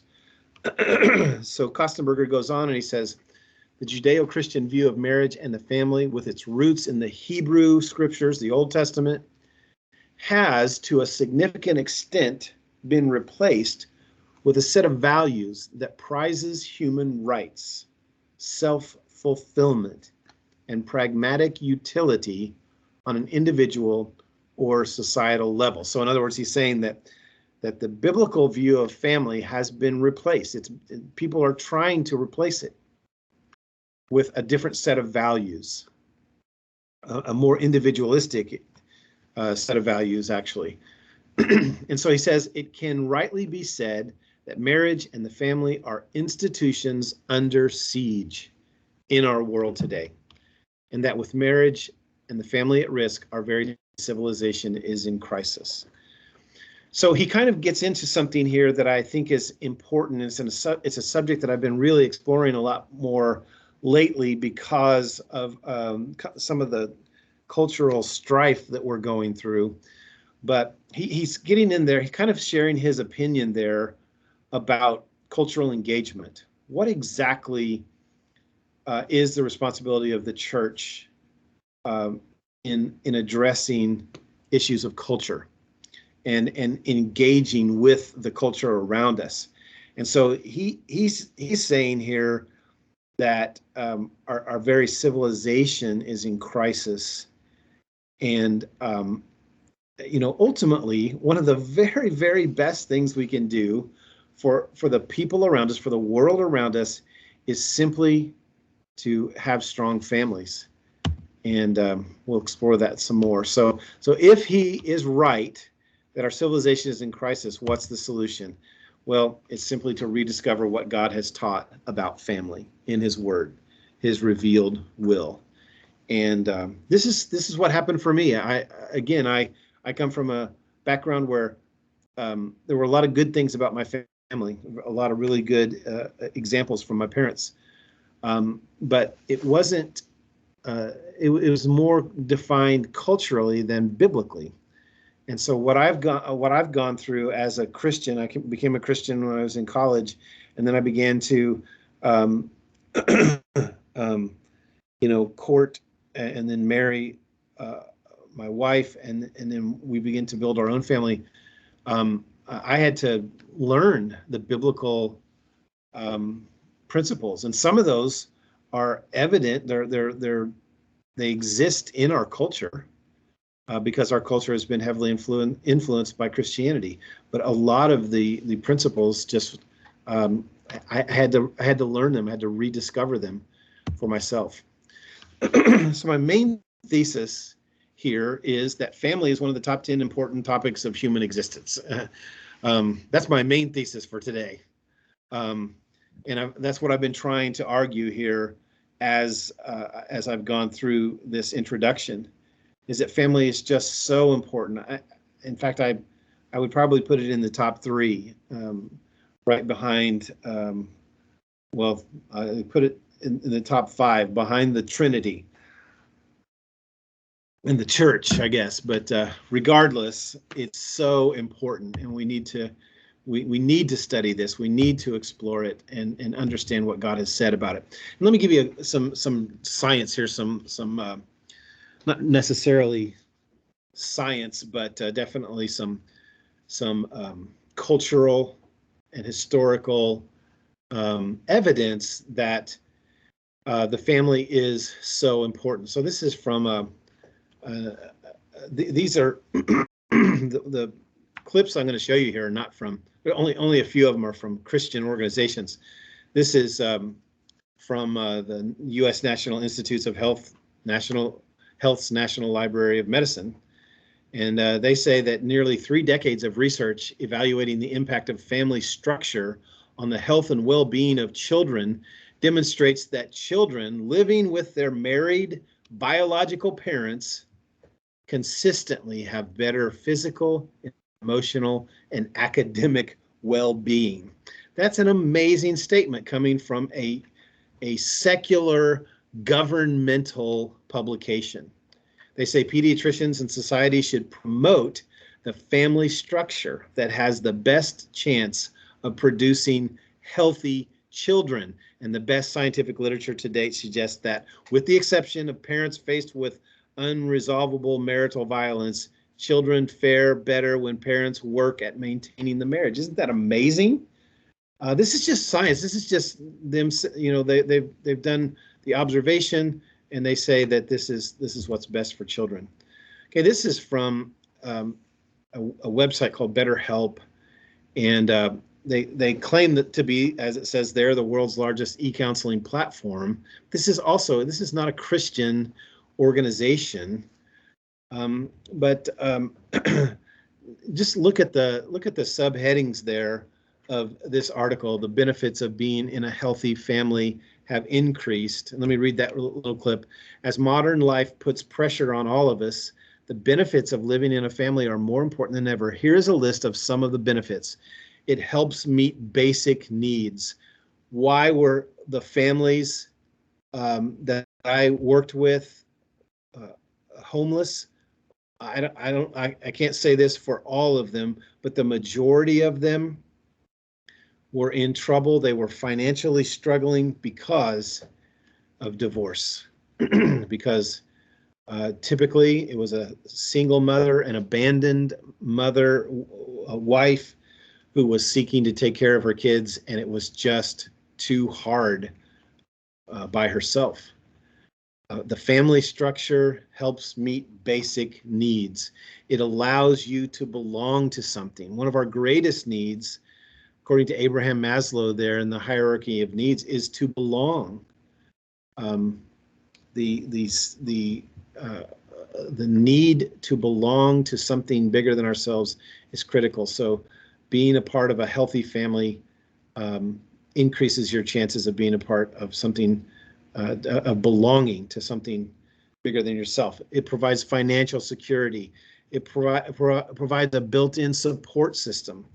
A lot of the families that I worked with that were homeless did not have extended family that they could go to, partly because they had burned those bridges. They had gone to them for help so many times that they had burned the bridges. But ideally, social security is found in families, and in the ability to go to your family and say, I need help. Built-in support systems, health benefits. Children enjoy a healthy lifestyle when they live in a healthy family. That's what this says. It provides support when one of them is ill. Facing medical problems alone can be a nightmare. Family potentially helps solve all these problems and can make sure that food, water, rest, and medical care is provided. Then the community benefits relieves some of the burdens of the immediate family when families are a part of community. So again, this is coming from a secular, non-religious, non-Christian organization. This is from the U.S. Department of Health and Human Services. They did a study, and sorry that's a little bit blurry, but they did some research on successful families. And this is an article they published. This is going back to 1990, but it's a very helpful article. What are the characteristics of strong, healthy families? Based on various assumptions about what a strong family does, researchers have developed, I'm sorry, I don't have that whole thing there. What I really wanted you to see here is this list. What are the characteristics of strong, healthy families? And just match this up with what you understand about what the Bible says about healthy families. Communication, encouragement of individuals, expressing appreciation, commitment to family, religious, spiritual orientation, social connectedness, ability to adapt, clear roles, time together. All right, these are biblical principles that are being discovered by the U.S. Department of Health and Human Services, and we'll get into as we go through the course some of the characteristics of strong and healthy families. Family and home network. And I can't remember, but I do think this also is a secular organization. But they say for the vast majority of parents, having a parent at home full-time is by far the best way to provide care for children 5 years or under. And nearly half say they have made arrangements to do this. By overwhelming margins, parents say the love and sustained attention a parent offers simply cannot be replicated by other forms of care. Parents also believe that children raised by a stay-at-home parent are more likely to learn strong values and considerate behavior than children in childcare. When a parent cannot be home, parents say childcare by a close relative is best. Despite their strong belief in and preference for one-on-one parental care, parents do say that other arrangements can be of high quality and of benefit to kids. But they're starting out by saying that this practice of having a parent stay at home full time with children is best. The Heritage Foundation, this article is a Christian organization, and they wrote this article, How Broken Families Rob Children of Their Chances for Future Prosperity. And just a clip from that article. Numerous academic and social science researchers have demonstrated how the path to achieving a decent and stable income is still the traditional one. Complete school, get a job, get married, then have children in that order. Obviously, the journey toward a secular income can be derailed by choices growing children make, such as dropping out of school or getting pregnant before marriage. But generally, children who grow up in a stable two-parent family have the best prospects for achieving income security as adults. So income security isn't the most, important thing in the world. It's important, but it's not, eternally the most important thing in the world.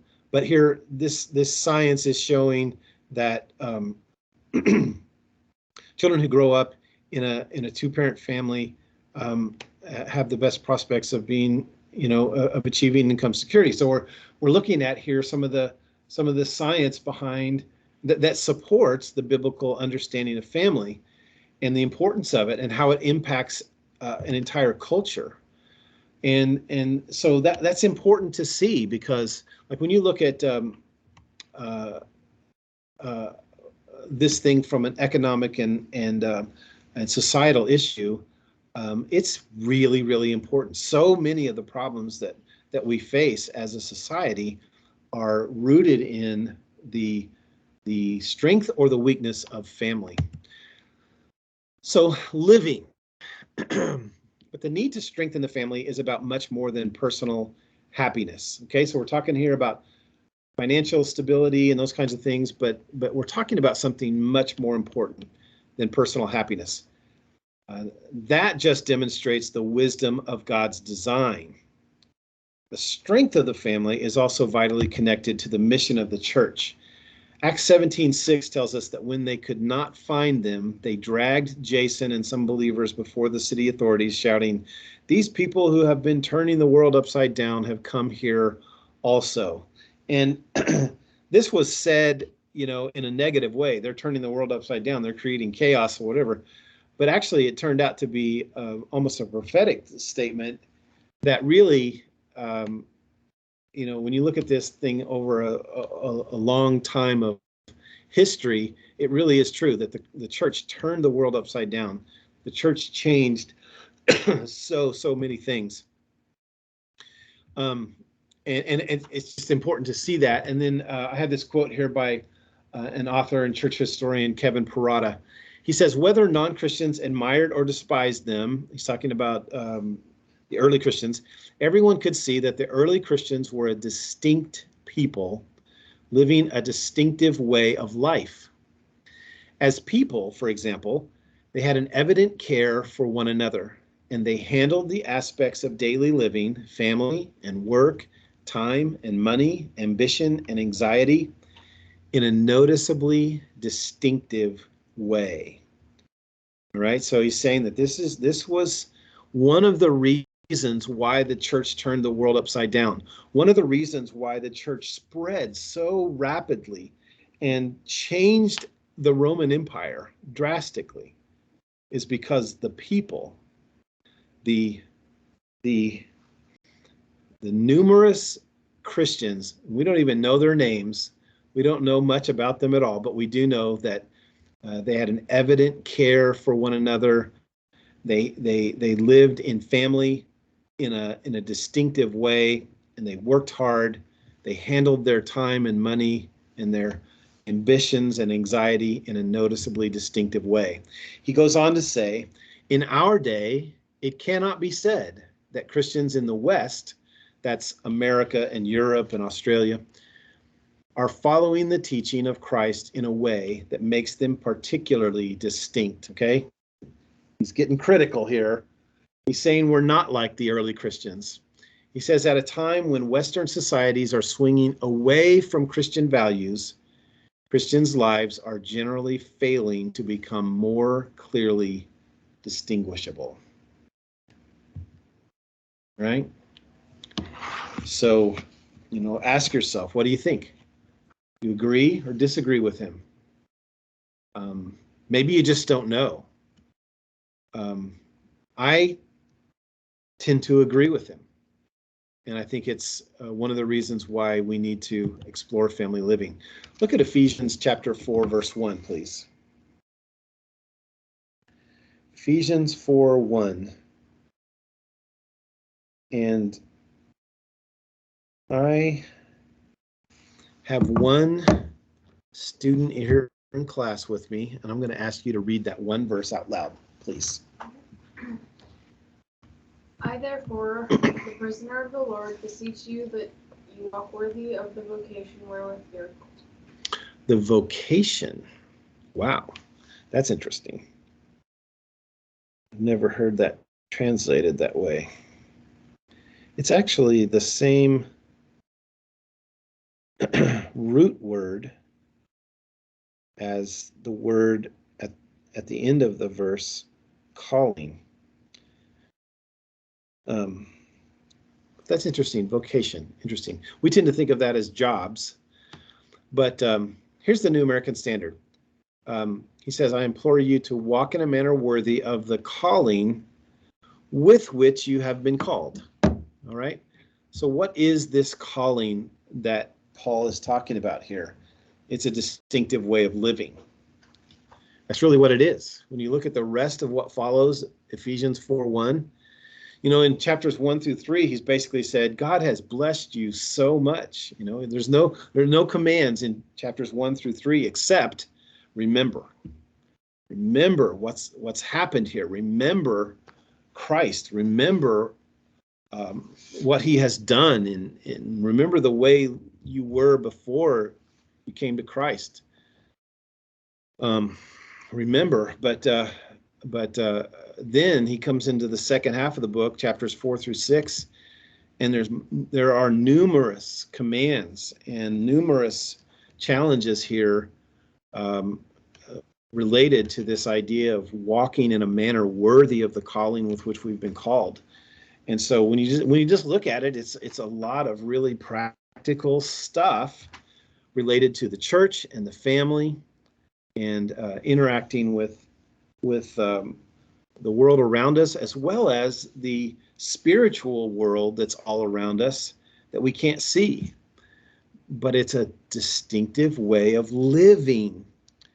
And family is at the heart of that. One of the most important passages in the entire New Testament about family is found in chapters 5 and 6 as Paul lays out this calling. What is our calling? And so I think that Parada is right, that we are called to a distinctive way of living, and it's very often not seen in our time. And so that's one of the things that I hope to accomplish in this class, is that not only would we have a better understanding of what the Bible teaches about family, but that it would impact you personally, and that it would therefore impact your family. And whether you're single and hoping to be married someday, or whether you're married and you're in the trenches of making a marriage work, making a family work, and trying to live this distinctive life as a family, wherever you are. Maybe you have adult children that have moved out of the house, which is where I am in this whole process, with some in the house. But wherever you are in this process, my hope is that by going through this, it will result in this distinctive way of living, and that it would help you to handle the aspects of daily living, family and work, time and money, ambition and anxiety, and just all the things that go along with living a distinctive life, living an abundant life in Christ. My hope is that this course will help you with that. So it's, in other words, that it would not just be one of the things on your checklist in order to get your degree, that it wouldn't just be theory and theology, but that it would be very practical, and that it would serve you for a long time, hopefully. I think it'll also help you to navigate some of the important cultural conversations that we're dealing with at this time, and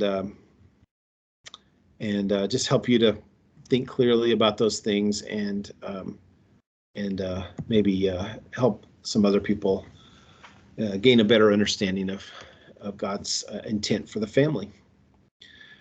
All right, so any questions? All right, well, that's week 1, and I finished early. Don't count on that every week. In fact, I may try to get some of those minutes back. No, I won't. I'm going to try to respect your time and be done. I'm going to try to, especially, well, I'm going to try to be done 10 minutes before the hour. So I'm going to try to go in 3 50-minute blocks. And so I won't try to steal those minutes back another time. But don't count on me finishing early every time. So let me know if you have any questions. Let me know if you have any problems with Canvas and the assignments and whatever. Please communicate with me. Please check out my office hours again. If you don't, those, let's see, where do you have those? Those are in this presentation.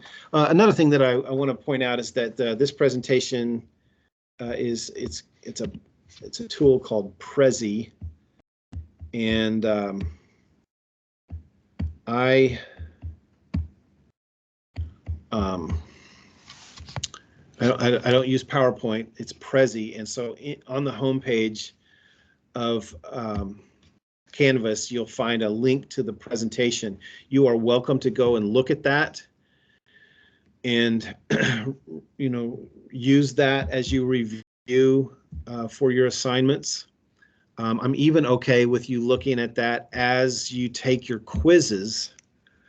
But what I don't want you to do is go ahead. I don't want you to go past where we've been. So we've covered week 1, and you're more than welcome to go and look at my Prezi presentation in week 1, but please don't go past that. All right, so looking forward to the next 8 weeks. And I want you to know I'm praying for you, and hope this class is a real blessing to you. But that's it for today. Have a great week, and stay in touch. All right, bye-bye.